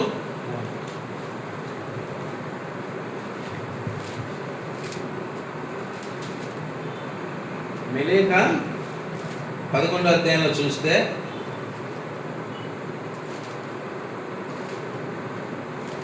సొలొమోను కేమోషను మోయాబీల హేయమైన దేవతకును, మెలేకు అను అమ్మోనీయుల దేవతకును యెరూషలేము ఎదుట ఉన్న కొండల మీద బలిపీఠములు కట్టించును. వాడికి ధూపం వేస్తూ బలులు అర్పించు పరస్త్రీల తన భార్య నిమిత్తం అలాగతను చేసెను. 11వ అధ్యాయము 7వ వచనం 8వ వచనం. 5వ వచనం. ఇప్పుడు ఆయన ప్రారంభించిన విగ్రహారాధనంట, అన్య దేవతల విగ్రహారాధనంట ఇప్పుడు ఎలా వచ్చేసిందంట? మొత్తము ఆ ఇజ్రాయేలీల ప్రాంతము, యూదుల ప్రాంతం అంతా కలిపి ఇప్పుడు ఏమైపోయిందంట? దూడల్ని యెహోవాని మానేసి ఇక నేరుగా వాళ్ళ దేవతల్ని పూజించటము మొదలుపెట్టారు. ఒక నీతిమంతుడు, ఒక యథార్థవంతుడు తన యథార్థతను కోల్పోతే మూడవదిగా ఏం మొదలవుతుంది నాయన? ఏం మొదలవుతుంది? అన్య దేవతల ఆరాధన. మనం చేస్తున్నామా అన్య దేవతల ఆరాధన? ఎవరైనా చేస్తూ ఉన్నారా అన్య దేవతల ఆరాధన? చేస్తున్నారమ్మా? చేయట్లే కదా? చేయరు, మన వాళ్ళు చేయరు, మన వాళ్ళు చేయరు. కానీ చాలామంది చేస్తూ ఉన్నారు. దేవునితో నడుస్తూనే అన్య దేవులతో నడవట్లేదా? చెప్పండి. మీరు గ్రామాలకు వెళ్ళండి, వాళ్ళ హాస్యాస్పదం. దసరా చేస్తారు, దీపావళి చేస్తారు, సంక్రాంతి చేస్తారు, అన్ని చేస్తారు, క్రిస్మస్ చేస్తారు. ఏసై నమ్ముకుంటారు, బాధ్యత చేసుకుంటారు, లేదా అన్నీ అయి మా ఇంటి పండగ. ఏ పండగ? చక్కగా కళ జరుగుకుంటారు, ఇంట్లో విగ్రహాలు పెట్టి రకరకాల అంటారు. అదేదో నాకు అర్థం కాదు. మా చిన్నప్పుడు మా అత్త వాళ్ళంతా అట్లా చేస్తూ ఉన్నారు. ఇప్పుడు మా అన్నలు దేవుడికి స్తోత్రం. సూర్యుని చూసి యేసు నమ్ముకుంటారు. సూర్యుని చూసి అబ్బా సూర్యదేవత అని ఉదయాన్నే ఏం చేస్తారు? సూర్యుడికి నమస్కారం చేస్తారు. రాత్రి అయితే చంద్రుడా మమ్మల్ని కాపాడంటారు. నక్షత్రాలు మీరు మాకు మార్గ నిర్దేశకులు అంటారు. భూమి దగ్గరికి పోయి ఏం చేస్తారు తెలుసా? భూమికి ఏం చేస్తారు తెలుసా? భూమికి ఏం చేస్తారు? క్రైస్తవులు పూజలు చేస్తారు. భూమికి పూజలు చేయాల్సింది. అంటే మీరు దేవుని నమ్ముతూ ఏం చేస్తున్నారు? అన్ని దేవతలను ఆరాధిస్తున్నారు. కొంతమంది చెట్ల దగ్గరికి వెళ్ళి అబ్బా తల్లి మాకు నీళ్ళు ఇస్తున్నావమ్మా తల్లి అని చెట్లను ఏం చేస్తున్నారు? పూజిస్తూ ఉన్నారు. చెట్లకు కుంకుమలు పెట్టి క్రైస్తవులు మీకు తెలుసో లేదో చాలా చోట్ల జరుగుతూ ఉన్నాయి. ఈరోజు యథార్థతను కోల్పోతే నీకు తెలియకుండా నీ ఇంట్లో వాస్తుని ఎత్తుకుతావు. ఏం కావాలి నీ ఇంట్లో? వాస్తు కావాలి. నీ ఇంట్లో అశాంతి ఉంటే నువ్వు ఎమ్మడే ఇంటిని ఏం చేస్తావు? వాస్తు ప్రకారం సరి చేసుకుంటావు. నీ పేరు బలాన్ని చెక్ చేసుకుంటావు. ఇంకా జాతకాలు చెప్పించుకుంటావు. ఏం చెప్పించుకుంటావు? జాతకాలు చెప్పించుకుంటావు. నీకు తెలియకుండా నువ్వు అన్య దేవతలను పూజిస్తూ ఉన్నావు. నువ్వు తెలియకుండా అన్య దేవతలు నువ్వు ఆరాధిస్తూ ఉన్నావు. జాతకాలు దేవుడు చెప్పమన్నాడా? చెప్పించుకుంటున్నాడు. చెప్పమన్నాడు ఎక్కడ? ఈరోజు ఎంతమంది క్రైస్తవులు చెప్పించుకుంటా ఉన్నారు? ఎంతమంది క్రైస్తవులు మీకు తెలిసలేదు దయ్యాలు పడితే క్రైస్తవుల ముందు సేవకుల దగ్గరికి పోవట్లేదు తెలుసా? పీర్ సాహెబ్ దగ్గరికి పోతున్నారు. ఆయన ఏం చేస్తాడు తెలుసా? ఒక రేకులు తయారు చేసి ఆ ఇంటి ముందుకు వచ్చి రేకులు కొడతాడు. ఆ రేకులో వాక్యమే ఉంటుంది. నీ ఇంట్లో బైబిల్ ఉంటుంది. నీ ఇంట్లో బైబిల్ వాక్యం ఎత్తి పట్టవు, చదవు. నువ్వు అన్య దేవతలను ఆరాధిస్తున్నట్టేగా. ఆలోచించండి ఒకసారి. నీకు సమస్య వస్తే కొంతమంది నాకు ఆశ్చర్యము, ఈ క్రైస్తవ కుటుంబాలు చూశాను, దయ్యం పడితే ఎక్కడ తీసుకెళ్తున్నారు తెలుసా? మందిరాలకు పోతే దయ్యం స్వస్థత రావడం లేదు. దానికి వాళ్ళ పల్లెటూరులో ఒక మాంత్రికుడు ఉన్నాడంట. ఆ మాంత్రికుడి దగ్గరికి పోతే ఆయన ఒక దేవుడికి పెట్టి ఆ దయ్యాన్ని వెళ్ళగొడతాడు. క్రైస్తవులు పోతున్నారు, సిగ్గు చేయదు కానీ, ఇది అవమానాలు కానీ నిజమండి. ఈరోజు తెలియకుండా ఏం చేస్తూ ఉన్నారు? తెలియకుండా ఏం చేస్తున్నారు? ఏం చేస్తున్నారు? అన్య దేవతలను ఆరాధిస్తూ ఉన్నారు. మీకు తెలుసో లేదో, ఇజ్రాయెల్లో మొదటి సంతానాన్ని దేవునికి ఇవ్వాలంటే, ఇజ్రాయెల్లో మొదటి సంతానానికి ఎవరికి ఇచ్చారో తెలుసు, ఇదంతా తెలుసు. విగ్రహాలకు బలి ఇచ్చారు పుట్టిన పిల్లల్ని. ఆ తల్లిదండ్రులు కొంచెం దూరంగా ఉండాలంట. దూరంగా ఉంటే అక్కడ ఆ దేవతకు పూజించి, ఆ దేవత ఎదుట పూజారంటే కత్తి తీసుకుని పిల్లల్ని 2 ముక్కలు చేస్తారు. చేసి ఆ రక్తం ఎవరికి ఇస్తారు? దేవతకు ఇస్తారు. ఎవరు చేస్తారు ఇది? ఇజ్రాయేల్. ఈరోజు మీకు తెలుసలేదో, మన ఏదో ఒక ఫెస్టివల్ వచ్చిందండి ముస్లిమ్స్ది, ఎంతమందికి గుర్తుందో లేదో, పీర్లు చేస్తారు ఆ ఫెస్టివల్, పీర్ల పండుగ, మొహరం. క్రైస్తవులు చేస్తున్నారు, క్రైస్తవులు నిప్పులు దాడుతూ ఉన్నారు. ఇంక నువ్వు ఏమి క్రైస్తత్వంలో నడుస్తుంటే ఆలోచించండి. యథార్థవంతులు తన యథార్థతను కోల్పోతే ఆ కుటుంబమైన, ఆ సంఘమైన, ఆ దేశమైన, ఆ రాజ్యమైన అన్య దేవతలను ఆరాధించటము మొదలుపెట్టారు. దేవునికి దుఃఖంగా ఏమేస్తుంది చెప్పండి? దేవునికి వేదన కాక ఏం పుడుతుంది? ఈరోజు మనకు కూడా అలాంటి అనుభవాలు మనకు తెలియకుండా, జాతకాల వైపు మనకు తెలియకుండా, సూర్యచంద్ర నక్షత్రాలను పూజించడం ఎందుకు మనకు తెలియకుండా, చెట్లను పూజించడం మనకు తెలియకుండా, భూమిని పూజించడం మనకు తెలియకుండా, నీటిని, వీటన్నిటిని పూజించకూడదండి. మన దేవుడైన యెహోవాను మాత్రమే మనము పూజించాలి, ఆయన మాత్రమే మనం స్తుతించాలి. ఈరోజు నీ పొలంలో పంటలు పోయి ప్రార్థన చెయ్యి, దేవా ఈ భూమి ఫలించులుగాక అను. ఆ భూమికి టెంకాయలు కొట్టి ఆ భూమికి పూజ చేయొద్దండి. అది కూడా ఒక విగ్రహ ఆరాధన, అన్య దేవతల ఆరాధన. భూమిని ఇచ్చినవాడు ఆయన, ఇచ్చిన వాడిని వదిలిపెట్టి భూమిని పూజించడం న్యాయం కానే కాదు. కనుక మనకు కూడా మనకు తెలియకుండా మన కుటుంబాల్లో, మన సంఘాల్లో ఏమనుమతిస్తున్నాం? మీరు గమనించండి, మీరు చూసేది లేదో, ఒక సంఘంలో చాలా కుటుంబాలు ఉంటాయి. అందరూ నిజమైన క్రైస్తవులుగా ఉండరు. మీరు వారి కుటుంబాలకు ఎవరైనా పిలిస్తే మీరు వెళ్తే మీరు ఆశ్చర్యపోతారు. నేను చాలా కుటుంబాలకు పోయి ఆశ్చర్యపోయాను, ఇది ఎక్కడ క్రైస్తత్వం దేవా నాయనా అని చెప్పేసి. అంటే వారికి తెలియకుండా వాళ్ళు ఏం చేస్తూ ఉన్నారు? అన్య దేవతలను ఆరాధించే వారిగా ఉండిపోతున్నారు. కనుక యథార్థమైన జీవితాన్ని మనము కోల్పోయేవారిగా ఉండకూడదు. 4వదిగా చూద్దాం. మొదటి రాజుల గ్రంథము 11వ అధ్యాయం 14వ వచనం. మొదటి రాజుల గ్రంథము 11వ అధ్యాయం 14వ వచనం.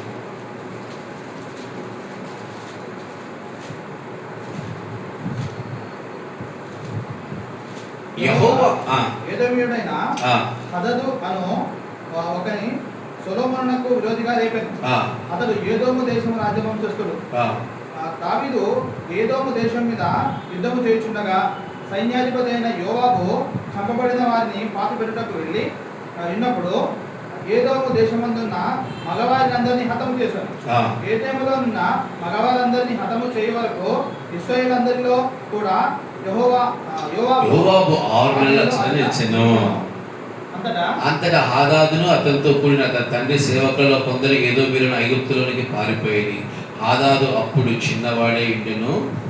వారు మిద్యాను దేశంలో నుండి బయలుదేరి పారాను దేశంలోకి వచ్చి పారాను దేశంలో నుండి కొందరిని తోడుకొని ఐగుప్తు రాజు ఫరోనొద్దకు రాగా ఈ రాజు అతని ఇల్లుని భూమిని అతనికి ఇచ్చి ఆహారం నిర్ణయించాడు. ఇప్పుడు వీళ్ళు ఎవరికి విరోధంగా లేస్తున్నారట? ఈ హాదాద్ అనేది ఎవరికి విరోధంగా లేపుతున్నట్ట దేవుడు? ఎవరికి? అప్పటి వరకు దేవాలయాన్ని కట్టిన సొలొమోను జీవితంలో దేవుడు ఏమిచ్చాడు తెలుసా? సమాధానాన్ని ఇచ్చాడు.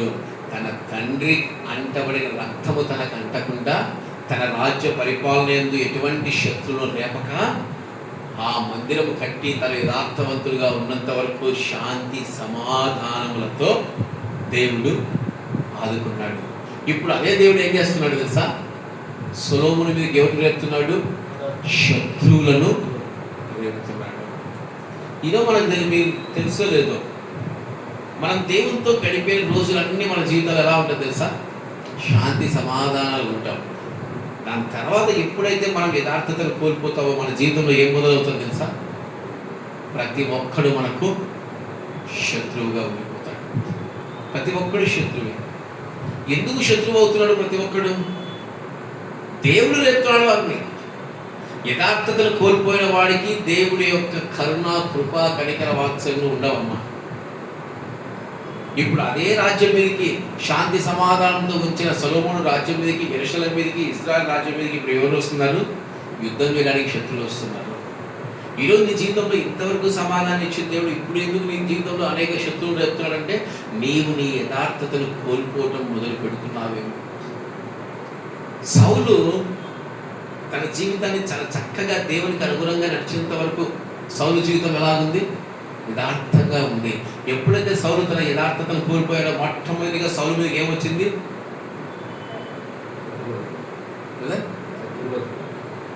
ఇంకా ఇంకా చక్కగా చెప్పవచ్చు. సౌలు మీద మొట్టమొదటి ఎవరు వచ్చారు? ఏదొచ్చింది? ఏదొచ్చి ఆవరించింది? ఏమొచ్చిందమ్మా? దురాత్మ. ఏమొచ్చింది? దురాత్మ. ఈరోజు మన యథార్థతను కోల్పోతే మన మీదకి ఏమొస్తుంది తెలుసా? దురాత్మని శత్రువులు. అవి మనకి కనపడవు, కానీ మనల్ని పీడిస్తుంటాయి, మనల్ని బాధపరుస్తుంటాయి, మనల్ని గాయపరుస్తుంటాయి. ఇంట్లో ఎవరో ఒకరిని కోపముతో, ఉగ్రతో రేపుతా ఉంటాయి. వారి కుటుంబంలో శాంతి సమాధానం లేకుండా చేస్తుంటాయి. చాలా కుటుంబంలో కొడుకులు తాగి తందనాలు చేసి ఆ కుటుంబాన్ని అల్లకల్లో చేస్తుంటారు. ఎందుకు తెలుసా? ఆ కుటుంబము వారికి యథార్థంగా, దేవునికి యథార్థంగా ఆ కుటుంబము జీవించలేకపోతుంది. చాలా కుటుంబంలో భర్తలు తాగి తందనాలు చేసి తన భార్యని హింసిస్తున్నారు. ఎందుకు? ఆ కుటుంబంలో వారు దేవునికి యథార్థంగా జీవించట్లేదు కనుకనే వారి జీవితాలు అలాగా ఉన్నాయి. ఈరోజు మన జీవితాలు కూడా అంతే. మనం యథార్థంగా జీవించలేకపోతే, దేవుడిని యథార్థంగా మనం బ్రతకలేకపోతే ప్రతి ఒక్కరు మన పైకి శత్రువుగా లేస్తారు. ప్రతి ఒక్కరూ మన మీదకి శత్రువులుగా ఉంచారు. అప్పుడు దాకా యోనాకి అందరూ సపోర్ట్ చేసిన వాళ్ళు ఇప్పుడు ఆ యొక్క నావ ఏం చేస్తావు? నావ కాపరి ఏం చేస్తున్నాడు? నువ్వు ఉన్నందుకే మాకు అనుభవాలు అంటే ప్రతి ఒక్కరితో దేవుడు ఏం చేస్తున్నాడు? శత్రుత్వం కల్పిస్తున్నాడు. ఆఖరికి చాప కూడా మింగేసి ఆ చాపలో ఏమంటా నీరు శత్రువుగా మారింది, అలలు కొడతా ఉన్నాయి, చీకటి శత్రువుగా మారింది. ఈరోజు మన జీవితంలో మనకు తెలియకుండా గాఢంధకరమైన చీకటి మన జీవితాల్లో వస్తూ ఉంది. గాఢంధకరమైన అలలు మనల్ని వెంటాడుతున్నాయి, ఉరుములు వెంటాడుతున్నాయి.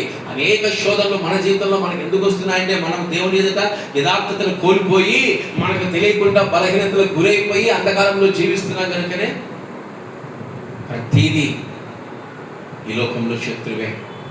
భయం భయం. ఏది చూసినా మనకు భయమే. ఏది చూస్తే ఏం కలుగుతుంది నాయన? భయమే. దానికి గల కారణం ఏంటి? దేవుడే మనపైకి ఎవరు చెప్తా ఉన్నాడు? మనశ్శాంతి లేదు. నువ్వు ఎంత తిను, నువ్వు ఎంత సంపాదించు, నువ్వు ఎంతగా కష్టపడు, మనశ్శాంతి లేదు. ఈ చేత సంపాదించింది ఈ చేత పోతుంది. కడుపు నిండా అన్నం తిన్నా కడుపు నిండదు, కంటి నిండా నిద్రపోయినా సుఖం ఉండదు. ఏదో దిగులు, ఏదో వేదన, ఏదో దుఃఖము, ఏదో బాధ, ఏదో లోటు, ఏదో లోపము. ఇవన్నీ మన జీవితంలో యథార్థతను కోల్పోయినప్పుడే మన జీవితంలోనికి దేవుడే అనుమతిస్తారని ఆయన. ఎవరు? దేవుడే అనుమతిస్తాడు. ఎందుకు? యోనా తన యథార్థతను కోల్పోయాడు కనుకనే మళ్ళా తన యథార్థతను పొందుకునేంత వరకు దేవుడు యోనాకు ప్రతి ప్రకృతిని కూడా శత్రువుగా మార్చాడు. ఏదాన్ని? ప్రకృతిని కూడా శత్రువుగా మార్చాడు. ఈరోజు మన జీవితాల్లో శత్రువులు మన మీదకి లేస్తున్నారు, శత్రువులు మన పైకి యుద్ధం వస్తున్నారు అంటే దానికి గల కారణము మనం ఇంకా దేవుని దగ్గర యథార్థతను కనపరచట్లేదు. ఇంకా దేవుని ఎడల మనం ఆయన చిత్తాన్ని మనం నెరవేర్చలేకపోతున్నామేమో, ఆయన కార్యాన్ని మనం సఫలపరచలేకపోతున్నామే. అందుకే శత్రువులు మనకు విరోధంగా మాట్లాడుతున్నారు. దావీదు మహారాజుని శపించేంత ధైర్యం ఎవరికన్నా ఉందా? ఈరోజు నేనే ఉన్నా, ఎవరి కుటుంబానికన్నా వచ్చి నీ కుటుంబం పాడైపోతుందని ఊరుకుంటారా? అలాంటిది ఒక రాజుని ఇప్పుడు ఎవరు శపిస్తున్నారు? షిమి శపిస్తున్నాడు. ఇప్పుడు షిమి శపిస్తా ఉంటే అక్కడ ఉన్న వాళ్ళు నరికేస్తామంటున్నారు, చంపేస్తామంటున్నారు. దావీదు ఏమంటున్నాడు? నా దేవుడు అనుమతిస్తే తప్ప వాడు నన్ను శపించడు, వాడు నాకు శత్రువుగా మారడు.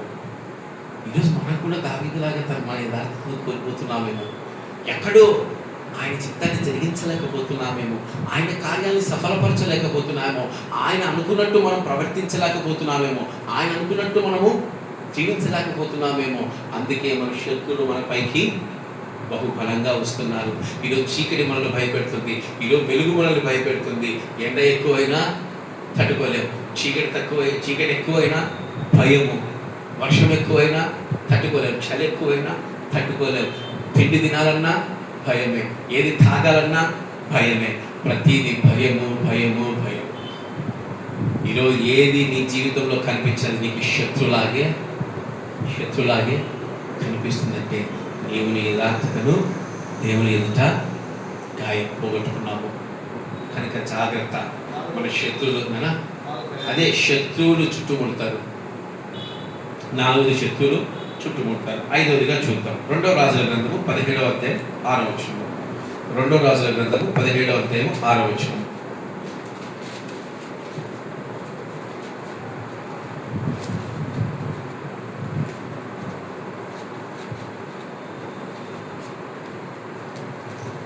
హోషేయ ఏలుబడిలో 9వ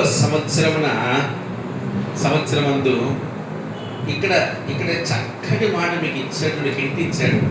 హోషేయ ఎవరండి? సూపర్ బ్రదర్, మీరు సూపర్, చప్పట్లు కొట్టాల్సిందే.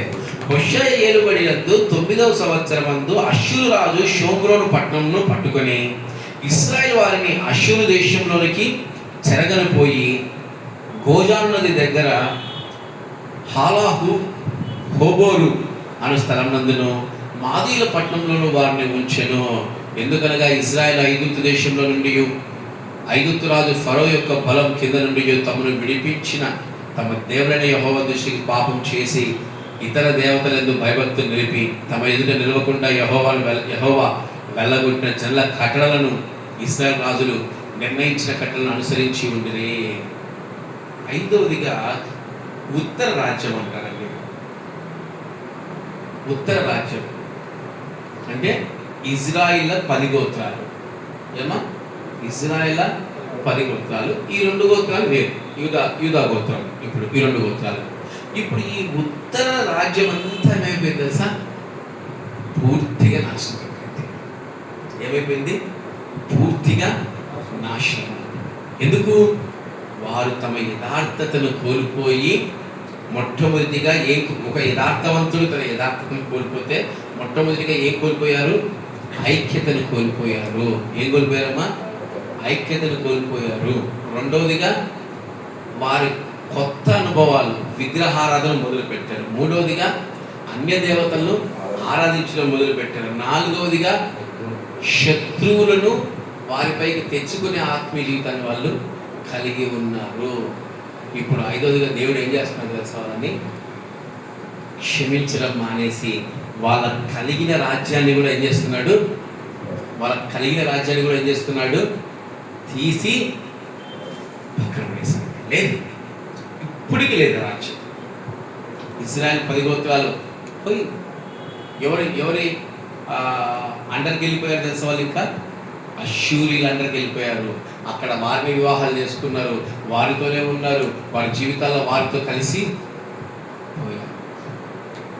ఈరోజు నీవు ఎలాగుంటున్నావు? నీ కుటుంబాన్ని పూర్తిగా నాశనం చేసుకునే అనుభవంలో ఉంటున్నావా? నీ సంఘాన్ని పూర్తిగా నాశనం చేసుకునే అనుభవాల్లో ఉంటున్నావా? పూర్తిగా నువ్వు దేవునికి విరోధిగా మారిపోయావా? పూర్తిగా నువ్వు విగ్రహారాధన, అన్య దేవతల ఆరాధనలో పూర్తిగా ఉండిపోయి దేవుణ్ణి పూర్తిగా వదిలేయడం ప్రారంభించావా? మీకు తెలుసు ఎన్ని క్రైస్తవ కుటుంబాలు ఇలాంటి అనుభవాలు ఉన్నాయి తెలుసా? కుటుంబాలు క్రీస్తుని వదిలేసి ఏం చేస్తున్నారు తెలుసా? విగ్రహారాధన చేస్తూ ఉన్నారు. చాలామంది ఆ కుటుంబంలో భార్యలు చనిపోయారు, భర్తలు చనిపోయారు, ఆ కుటుంబం నశించిపోయే అనుభవాలను కూడా వెళ్ళిపోయాయి. ఈరోజు నీ నీ అనుభవాలు ఎలా ఉన్నాయి? నీ జీవితం ఎలా ఉంది? నీ కుటుంబంలో నీ తండ్రి తాగి తాగి తాగి మరణిస్తున్నాడేమో. అది గల కారణం ఏంటి తెలుసా? ఏంటి?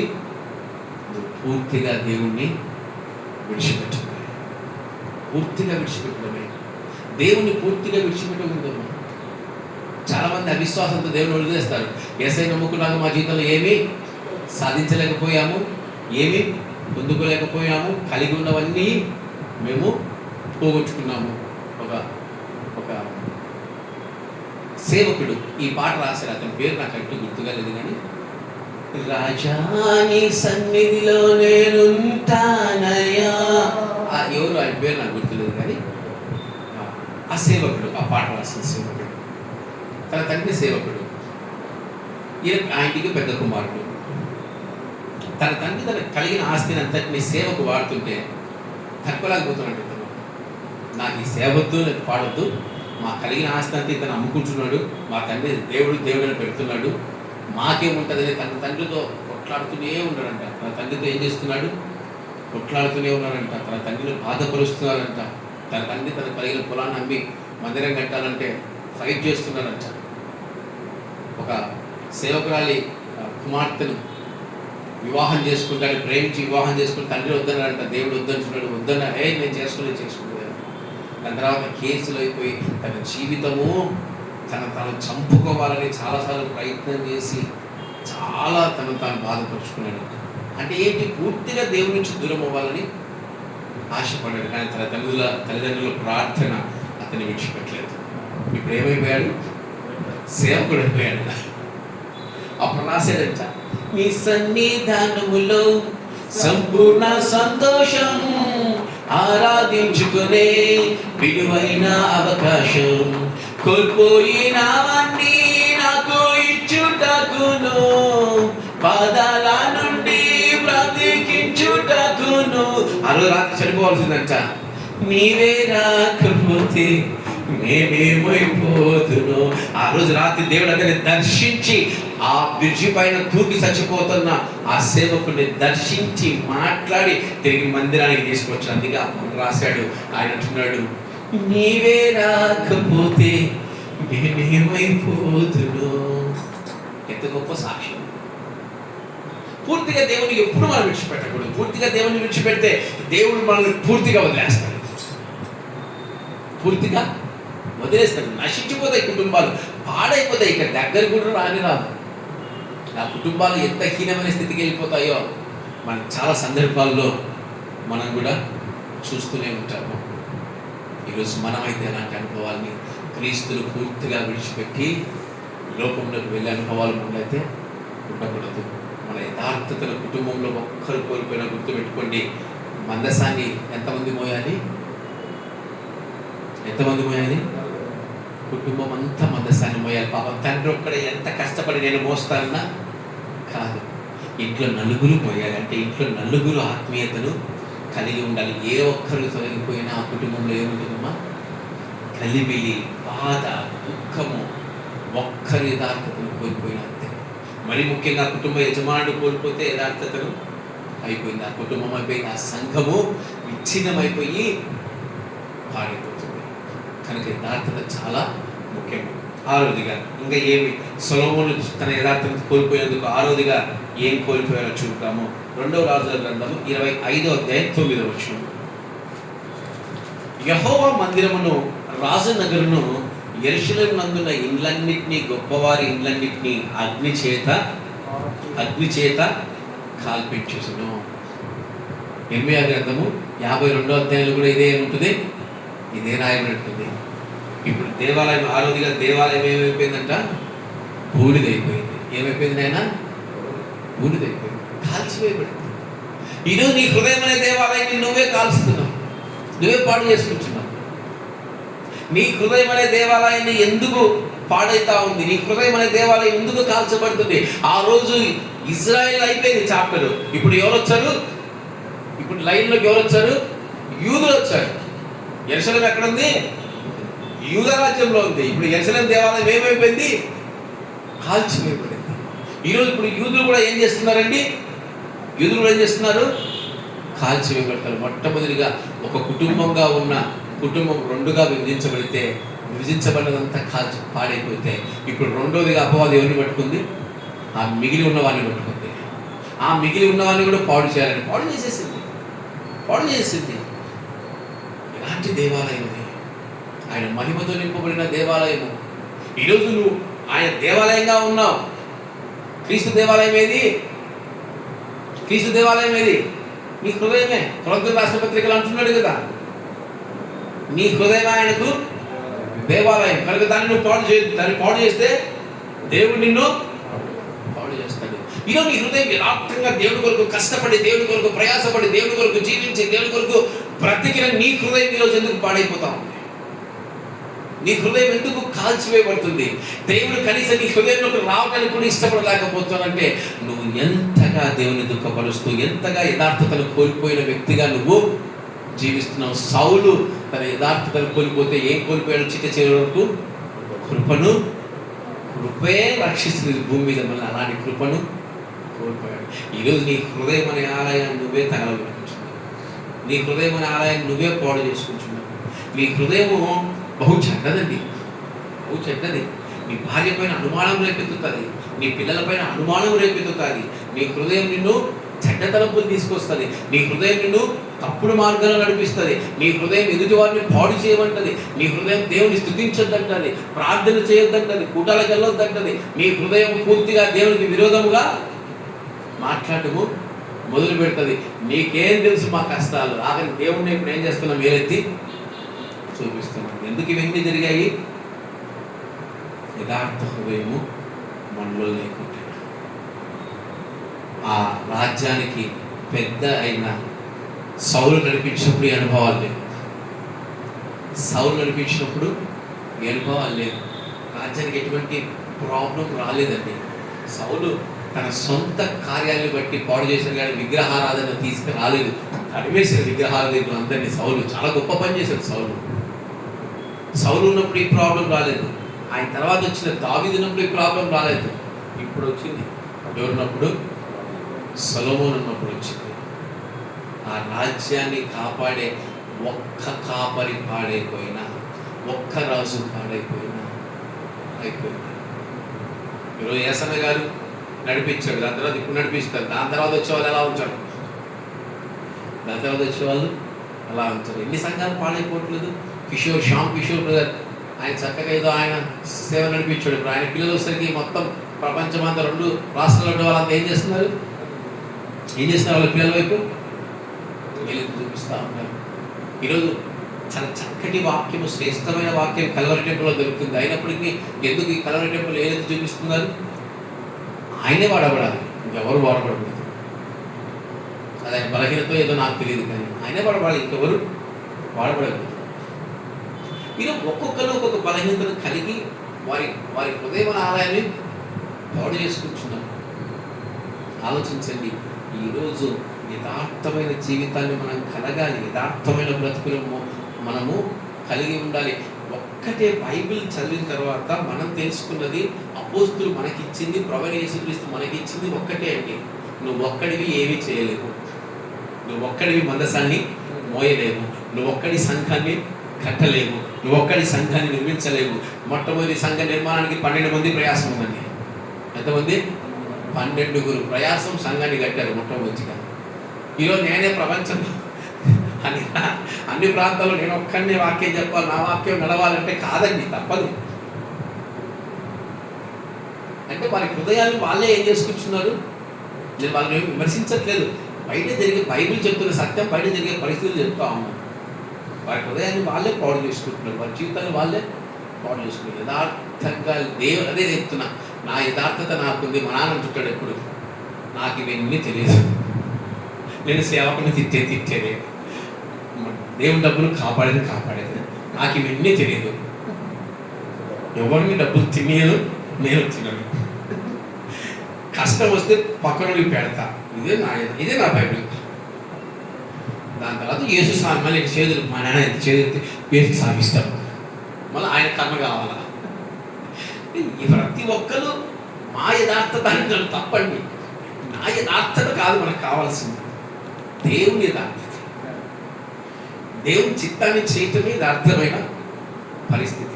మా నాన్న విమర్శిస్తున్నానని కాదు అని చెప్తున్నాను.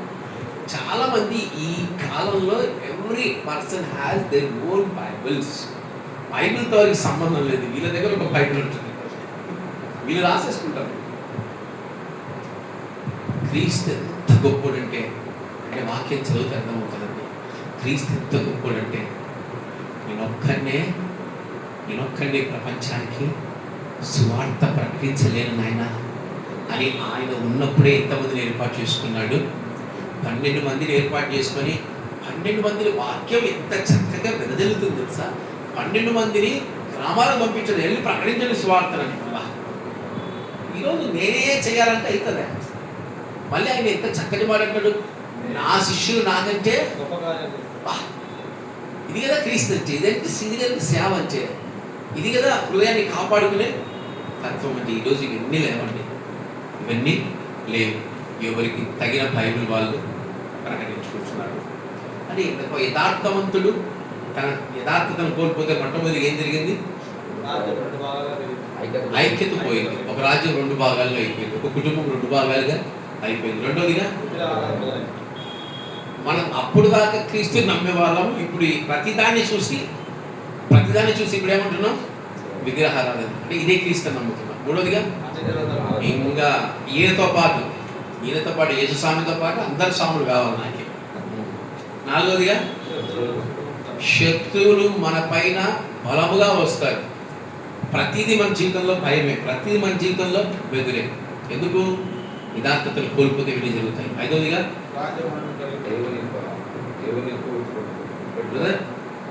నాశనమే. యథార్థతను కోల్పోయిన వాళ్ళ జీవితం ఏమైపోతుంది? పూర్తిగా నాశనమే. ఆరోదిగా మనకు కలిగిన దేవాలయాన్ని మనము పాడు చేసుకుంటాం. మన హృదయమైన దేవాలయాన్ని కూడా మనము పాడు చేసుకుంటాం. 7వదిగా చెప్పి ముగిస్తాను. 7వదిగా 2వ రాజుల గ్రంథం 25వ అధ్యాయం 11వ వచనం. పట్టణమందు మిగిలి ఉండిన వారిని, బబులోను రాజు పక్షమున చేరిన వారిని, సామాన్య జనులలో శేషించిన వారిని రాజదేశ సంరక్షణ అధిపతి అయిన నెబూజరదాను చెరగొనిపోయాను. కానీ ఇప్పుడు మొత్తం బబులోను దేశానికి, బబులోను దేశం 3 సార్లు దండయాత్ర చేసిందమ్మా. యెరూషలేము మీదకి ఎన్నిసార్లు? ఒక్కసారి కాదు, 3 సార్లు దండయాత్ర చేసింది. చేసినప్పుడల్లా ఒక్కొక్కసారి కొంతమందిని ఏం చేసింది? చెరగొని పోయింది. ఏం కోల్పోయింది? చెరగొని పోయింది. ఇప్పుడు 7వదిగా యథార్థ హృదయం లేకుంటే మనం దేనిలోకి వెళ్ళిపోతాం తెలుసా? చెర. దేనిలోకి వెళ్ళిపోతున్నాం బ్రదర్? బబులోను చెర. ఏం చెర అది? బబులోను చెర. విగ్రహారాధన కలిగిన చెర, గర్వంతో కూడిన చెర. ఈరోజు మన జీవితం మనం దేనికి చెరగా పోతున్నాం తెలుసా? లోకానికి బానిసలు అయిపోతా ఉన్నాం. ఏదానికైనా మనం ఎంత వాక్యాలు చెప్పండి, ఎంత చేయండి, ఫంక్షన్లు వచ్చేసరికి లోకం మనలో కనిపిస్తుంది. ఏం కనిపిస్తుంది అమ్మా? లోకం మనలో కనిపిస్తుంది. అంటే నువ్వు దేవుని దగ్గర యథార్థంగా లేవు. నాకు ఒక స్నేహితుడు ఉండేవాడు, ఇప్పుడు వాడు మానేసిండో మానేలేదో నాకు తెలియదు. అంటే వాళ్ళ అంటే మంచి సంఘానికి వెళ్తున్నా కూడా వాళ్ళు నేర్చుకున్న అనుభవం ఏంటంటే వాడికి ఇంకా జ్ఞానం తెలియదు. అంటే వాడి మనోనేతాలు తెరవాలి. వాళ్ళ పాస్టర్ ఆ రోడ్డు మీద అక్కడ ఆడకపోతుంటే వీడు నా పక్కన వచ్చి సిగరెట్ తాగుతుంటాడు.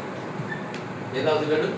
సిగరెట్ తాగుతున్నాడు. పాత్ర చూస్తున్నప్పుడు అక్కడ పడేసి చేసి బండి మీద పోతుంటాడు. ప్రైజ్ ఆడుతుందా?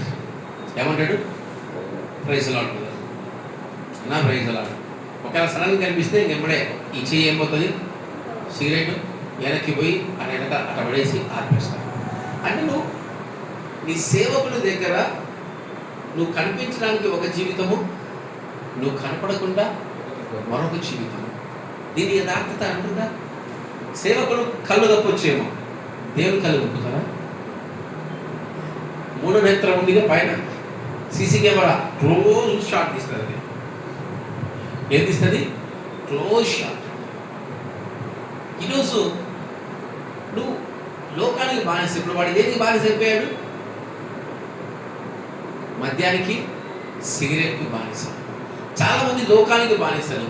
లోక సౌందర్యాల కొరకు, లోక సుఖముల కొరకు, లోకంలో ఘనంగా కనిపించాలని, లోకంలో అబ్బా హెచ్చుగా కనిపించాలని చెరగొలిపోతున్నారు. కొంతమంది వ్యభిచారానికి చెరగొలిపోతున్నారు, కొంతమంది జారత్వానికి చెరగొలిపోతున్నారు, కొంతమంది ధనాపేక్షకు చెరగొలిపోతున్నారు, కొంతమంది అధిక ప్రేమ, దేవుని కంటే మనుషులను అధికంగా ప్రేమించడం వల్ల వీళ్ళు బానిసలే. ఈరోజు యథార్థ హృదయం లేని వాళ్ళందరూ బానిసలే. ఏదో ఒక దానికి నువ్వు బానిసమైపోతున్నావు. ఏదో ఒక దానికి మనకు ఇష్టం ఉండొచ్చు, గుర్తుపెట్టుకున్నాను, ఇష్టం ఉండొచ్చు, బానిసత్వం ఉండకూడదు. ఇష్టం అంటే ఏంటి? ఇతరులను ప్రేమించడం ఇష్టం లేదు. దేనైనా మనం ఇష్టపడడం. ఈరోజు నాకు గోంగూర పప్పు అంటే ఇష్టం, మాట చెప్తున్నా. నువ్వు వారం రోజులు తిని నువ్వు గోంగూర పప్పు తినగలవా? దాన్ని బానిసత్వం అంటారు. ఏమంటారు? బానిసత్వం. ఒకరోజు సంపాదిస్తే ధనం, నువ్వు 365 రోజులు సంపాదిస్తే బానిసత్వం. ఉదయం అంతా పని చేస్తే దేవుడు చెప్పినట్టు కష్టపడ్డావు. నువ్వు ఉదయం రాత్రి ఎడతెగక పని చేస్తే బానిసత్వం. బానిసగా అయిపోతున్నావు. ఈరోజు యథార్థ హృదయం లేని ప్రతి ఒక్కరం బానిసలు. దేవుడు అయితే యథార్థ హృదయం లేక ఇప్పుడు ఇజ్రాయెల్ ప్రజలంతా యూదులంతా ఎక్కడికి వెళ్ళిపోయారు? బబులోను బానిసత్వానికి వెళ్ళిపోయారు. ఎన్ని సంవత్సరాలు అండి?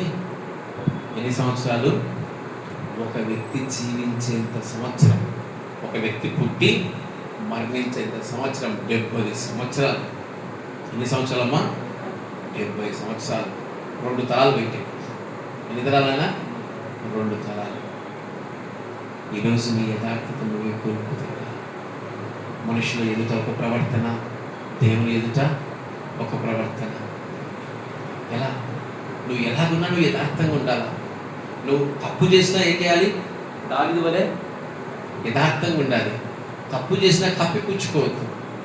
ఎందుకు వాళ్ళకి శిక్ష కలిగింది తెలుసా? అననీయ సఫీరాలకి ఎందుకు శిక్ష కలిగింది? ఎందుకు కలిగింది? యథార్థత లేదు వారి హృదయంలో. తప్పున ఒప్పుకుంటే బాగుంటుంది.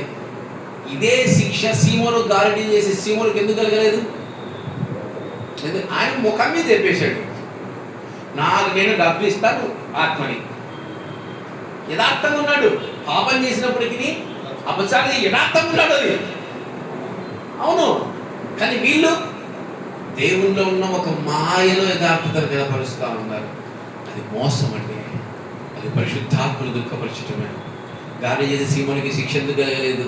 ఇతనికి ఎందుకు కలిగిందంటే యథార్థంగా ఉండటం. ఎందుకు యూదా ఇస్కరియోతుకి శిక్ష కలిగింది? ఎందుకు పేతురుకు శిక్ష కలగలేదు చెప్పండి. యూదా ఇస్కరియోతు తప్పు చేస్తూ నేను చెయ్యలేదు అన్నాడు. క్రీస్తును అప్పగిస్తూ నేను అప్పగించలేదు, తన యథార్థతను కనపరచలేదు. పేతురు ఏమంటున్నాడు? నేను ఉంటాను ప్రభువా, విశ్వాసం ఇది. నేను ఏ కష్టం వచ్చినా నీతో ఉంటాను. విశ్వాసానికి మోసానికి చాలా తేడా ఉంది. ఈరోజు 4 గంటలు ప్రార్థన చేయండి చేస్తాను, గొర్రాన్ని నిద్రపోతాను. అది పాపం కాదు, విశ్వాసం. చేస్తాన్న విశ్వాసము. అది చేయలేకపోవడం క్షమాపణ ఉంది. నువ్వు చేస్తూ నువ్వు దేవుణ్ణి మోసం చేస్తూ నేను చేయలేదు అంటావు చూసావా? అది పాపం, అది యథార్థత. అందుకే యూదా ఇస్కరియోతుకి క్షమాపణ లేదు, పేతురుకి. గుర్తుపెట్టుకుని ఎవరైనా మిమ్మల్ని అడిగితే చెప్పండి, పేతురు దగ్గర యథార్థత ఉంది, యూదా ఇస్కరియోతు దగ్గర యథార్థత లేదు. సౌలు దగ్గర యథార్థత ఉంది, క్షమాపణ. నేను హింసిస్తా క్రీస్తుని చెప్పేసాడు డైరెక్ట్గా. నేను భయపడలే, నేను హింసిస్తాను. ఇప్పుడు ఆయన కనిపించినప్పుడు అడుగుతాడు, నువ్వు ఎవరు ప్రభువా, నేను క్రీస్తులను క్షమించిన ఆయన. యథార్థంగా మారిపోయాడు. యథార్థత ఉన్న చోట పాపము చేసినప్పటికీ, యథార్థత ఉన్న చోట తప్పులు చేసినప్పుడు క్షమాపణ దొరుకుతాడు. నువ్వు ఎలాగున్నావో ఆయనకు చెప్పు. నువ్వు ఎలాగున్నావో, నీ జీవితం ఏంటో, నీ బ్రతికేంటి ఆయనకు చెప్పు. నీ యథార్థతను కోల్పోవద్దు. నువ్వు అననీయ సఫీర వలె నువ్వు మోసం చేయొద్దు. నువ్వు యూదా ఇస్కరియోతు వలె తప్పు చేస్తూ నువ్వు మోసం చేయొద్దు. యథార్థతను కోల్పోవద్దు. నీకు బలహీనత ఉంటే దేవునికి ఏం చెప్పాలి? ఏం చెప్పాలి? నేను బలహీనతలో ఉన్నానని చెప్పు. ఈయన సొలొమోను చేసిన తప్పదే. దేవుని దగ్గర యథార్థంగా ఉండవలసిన వ్యక్తి తన యథార్థతను కోల్పోయి విగ్రహాలోనికి వెళ్ళిపోయి దేవుడు హెచ్చరిస్తున్నా, దేవుడు అతన్ని గద్దిస్తున్నా అతను మారు మనస్సు పొందలేకపోవటమే. అందుకే ప్రకటన గ్రంథంలో ఏముంది తెలుసా? నేను ప్రేమించే వారందరినీ గద్దించి శిక్షిస్తాను గనుక వారు ఆసక్తి కలిగి మారు మనస్సు పొందాలి. ఈరోజు ఎంతమంది యథార్థతను కలిగి ఉన్నారో ఒకసారి జ్ఞాపకం చేసుకోండి. నీ కుటుంబంలో నీ తండ్రి యథార్థతను కోల్పోతే నీ కుటుంబం అంతా యథార్థతను కోల్పోతుంది. నీ సేవకుడు యథార్థతను కోల్పోతే సంఘమంతా యథార్థతను కోల్పోతుంది. ఈరోజు నీ రాజు యథార్థతను కోల్పోతే నీ దేశం అంతా యథార్థతను కోల్పోతుంది. కనుక మనం మన యథార్థతను కోల్పోకూడదు. అందుకే సేవకుల కొరకు ఏం చేయాలమ్మా? పౌలు గారు ఎందుకు ప్రతిసారి మా కొరకు ప్రార్థించండి ఎందుకు వచ్చినాడు? యథార్థమైన జీవితాన్ని జీవించాలని. పౌలు గారి సేవ చదవండి, పత్రిక చదవండి. ఎంత యథార్థమైన జీవితం, ఎంత యథార్థమైన బ్రతుకు. అపోస్తల కార్యాలు చదవండి, ఎంత యథార్థమైన జీవితం, ఎంత యథార్థమైన బ్రతుకు. ఈరోజు మనలో అదే ఉండాలి. మనకు కష్టమైన, మనకు బాధైన, మనకు ఇరుకైన, మనకు ఇబ్బంది అయినా, మన మనుషుల దగ్గర అబద్ధాలు చెప్తున్నాము, కనీసం దేవుని దగ్గర చెప్పు. దేవుని దగ్గరనే యథార్థంగా ఉండి కొన్ని మనుషులకు మాత్రం చెప్పలేము, కానీ దేవునికి మాత్రమే మనము చెప్పగలుగుతాము. కనీసం దేవునికైనా చెప్పు, నేను ఇలాంటి వాడిని, నన్ను క్షమించు. నేను ఇలాంటి పని చేశాను, నన్ను క్షమించు. నేను నీకు దూరంగా జీవించాను, నన్ను క్షమించు. నీ చిత్తాన్ని నేను చేయలేకపోయాను, నన్ను క్షమించు. నువ్వు ఏది చేసినా ఎట్లుండాలా? యథార్థం చెప్పు. అప్పుడు యథార్థవంతుల ఎడల నీవు ఎడబాయక కృప చూపి. వదిలేశాడా దావీదుని? గాఢాంధకారము కమ్ముకొనగా, దావీదు మహారాజుకి గాఢాంధకారం వచ్చినప్పుడు వెలుగు రేఖవై ఉదయించినావు. అవునా కదా? ఈరోజు నువ్వే రాదు. దేవునితో నడవండి. యథార్థతను మనము కోల్పోకూడదు. నన్ను నీవు విడిపించగలవు. ఎందుకంటే ఇష్టడనైనే నడచినందున. దావీదు మహారాజు అంతా చేసినా ఏమంటున్నాడు? నాకు ఇష్టడు. నాకు ఇప్పుడు మన కుటుంబంలో పిల్లలు తప్పు చేస్తే ఎందుకు వాళ్ళని శిక్షించాం? ఎందుకు వారిని పూర్తిగా నెట్టివేయము? ఎందుకండి? పిల్లలంటే ప్రేమ. నన్ను నీవు విడిపించగలవు. ఎందుకు? ఇష్టడనైనే నడచినందున దీర్ఘాయువుతో తృప్తిపరచుచు సజీవుడవు నీవేనయా. యథార్థవంతుల జీవితంలో ఎన్ని కార్యాలు వచ్చినా నిలబెడతాడాయన. వారిని లేపుతాడాయన, వారిని నడిపిస్తాడాయన, వారిని ముందుకు తీసుకెళ్తాడాయన. మోసం చేయొద్దు. యూదా ఇస్కరియోతు తనను తాను మోసం చేసుకుంటూ దేవుణ్ణి మోసం చేశాడు. క్రీస్తుని మోసం చేయొద్దు. నువ్వు ఏంటో ఆయనకు చెప్పు. నీ బలహీనతలు భరించిన వాడు నువ్వు తప్పు చేశానని ఒప్పుకుంటే మరలా క్షమిస్తాడు, మరలా నిన్ను లేవనెత్తాడు. సొలొమోను ఇది చేయలేకపోయాడు. సొలొమోను తన తప్పులు దేవుని ఎదుట చెప్పుకోలేకపోయాడు. తన బలహీనతల నుంచి బయటపడలేకపోయాడు. శాపాన్ని తెచ్చుకున్నాడు. ఈరోజు మన ద్వారా మన కుటుంబం మీదకి శాపం రాకూడదు. కుటుంబం మీదకి శాపం వస్తే ఐక్యత పోతుంది, విగ్రహారాధన మొదలవుతుంది, అన్య దేవతల వైపు మనం మొగ్గు చూపుతాము. అలాగే ఏదైనా శత్రువులు భయం, ప్రతి విషయంలో మన జీవితాల్లో భయము, మన కుటుంబాలు నాశనం అయిపోతాయి. ఏమైపోతుంటాయి? మన కుటుంబాలన్నీ శాపగ్రస్తంలోనికి వెళ్ళిపోతుంటాయి. మనకు కలిగిన ఆలయాన్ని పూర్తిగా కోల్పోతాము. మనం బానిసలుగా మన బ్రతుకు దినములన్నీ దేనికోవడానికి బానిసలుగా. ఇలా ఎంతమంది బానిసలు ఉన్నారు ఇక్కడ? ఎంతమంది బానిసలు ఉన్నారు? మన క్రీస్తుకు మాత్రమే బానిసలుగా ఉండాలి, క్రీస్తుకు మాత్రమే బిడ్డలుగా ఉండాలి. ఇంక ఈ లోకంలో దేనికి మనం బానిసలుగా ఉండకూడదు. కనుక అందరూ లేచి నిలబడి అవుతుంది ఆగండి, ఒకసారి మళ్ళీ జ్ఞాపకం చేసుకోవాలి కదా. అందరూ బుక్కులు మూయండి. దానియేలు చాలా రాసినాడు ఈరోజు, ఏమనుకున్నాం? Very good. చెప్పురా అన్నయ్య. వాక్యం క్షమించి యథార్థంగా ఉండటమా? నీకు కట్టబడిందా? యథార్థ హృదయముతో యెహోవాను అనుసరించకుంటే, అంటే సంఘంలో అందరం దేవుని అనుసరిస్తున్నాం. మీకు అంశం ప్రాముఖ్యం చెప్తున్నాను. సంఘంలో అందరం దేవుని అనుసరిస్తున్నాం, కానీ ఎంతమంది యథార్థంగా అనుసరిస్తున్నారు, ఎంతమంది యథార్థంగా అనుసరించలేకపోతున్నారు? ఎంత చిన్నది. యథార్థంగా అనుసరించిన వారు 5 మంది, యథార్థంగా అనుసరించిన వారు 5 మంది అంతే. అందుకే మన జీవితంలో కష్టమైన యథార్థతను మనము విడిచిపెట్టకూడదు. చెప్పండి, యథార్థత లేకుంటే మన జీవితంలో ఏం జరుగుతుంది?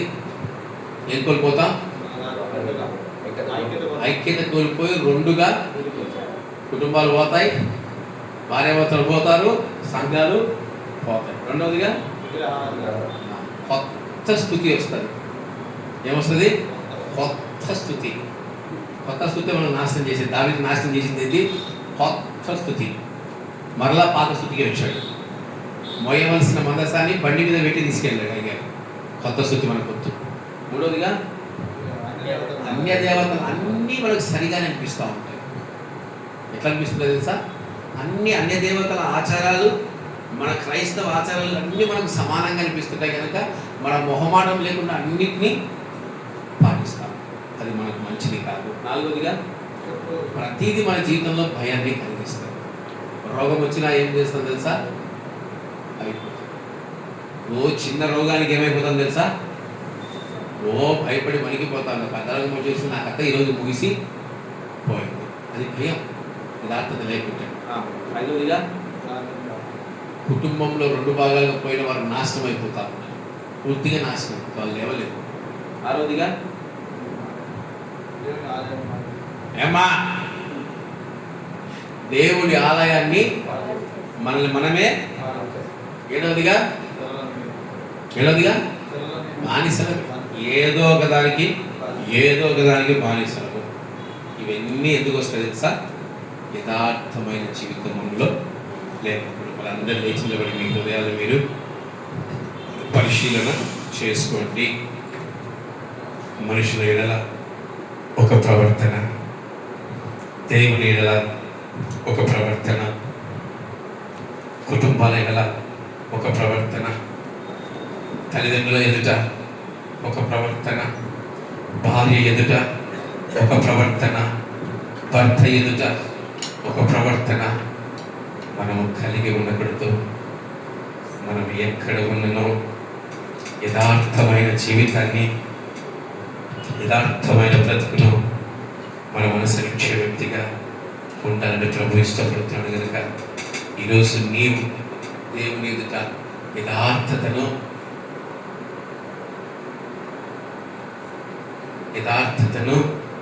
నీవు కనపరచు.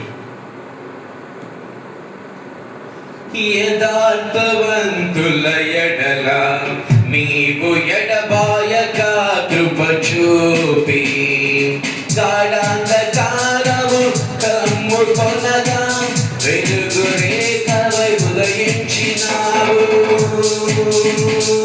యథార్థవంతుల ఎడల నీవు ఎడబాయక కృప చూపి, గాఢాంధకారము కమ్ముకొనగా వెలుగు రేఖవై ఉదయించినావు.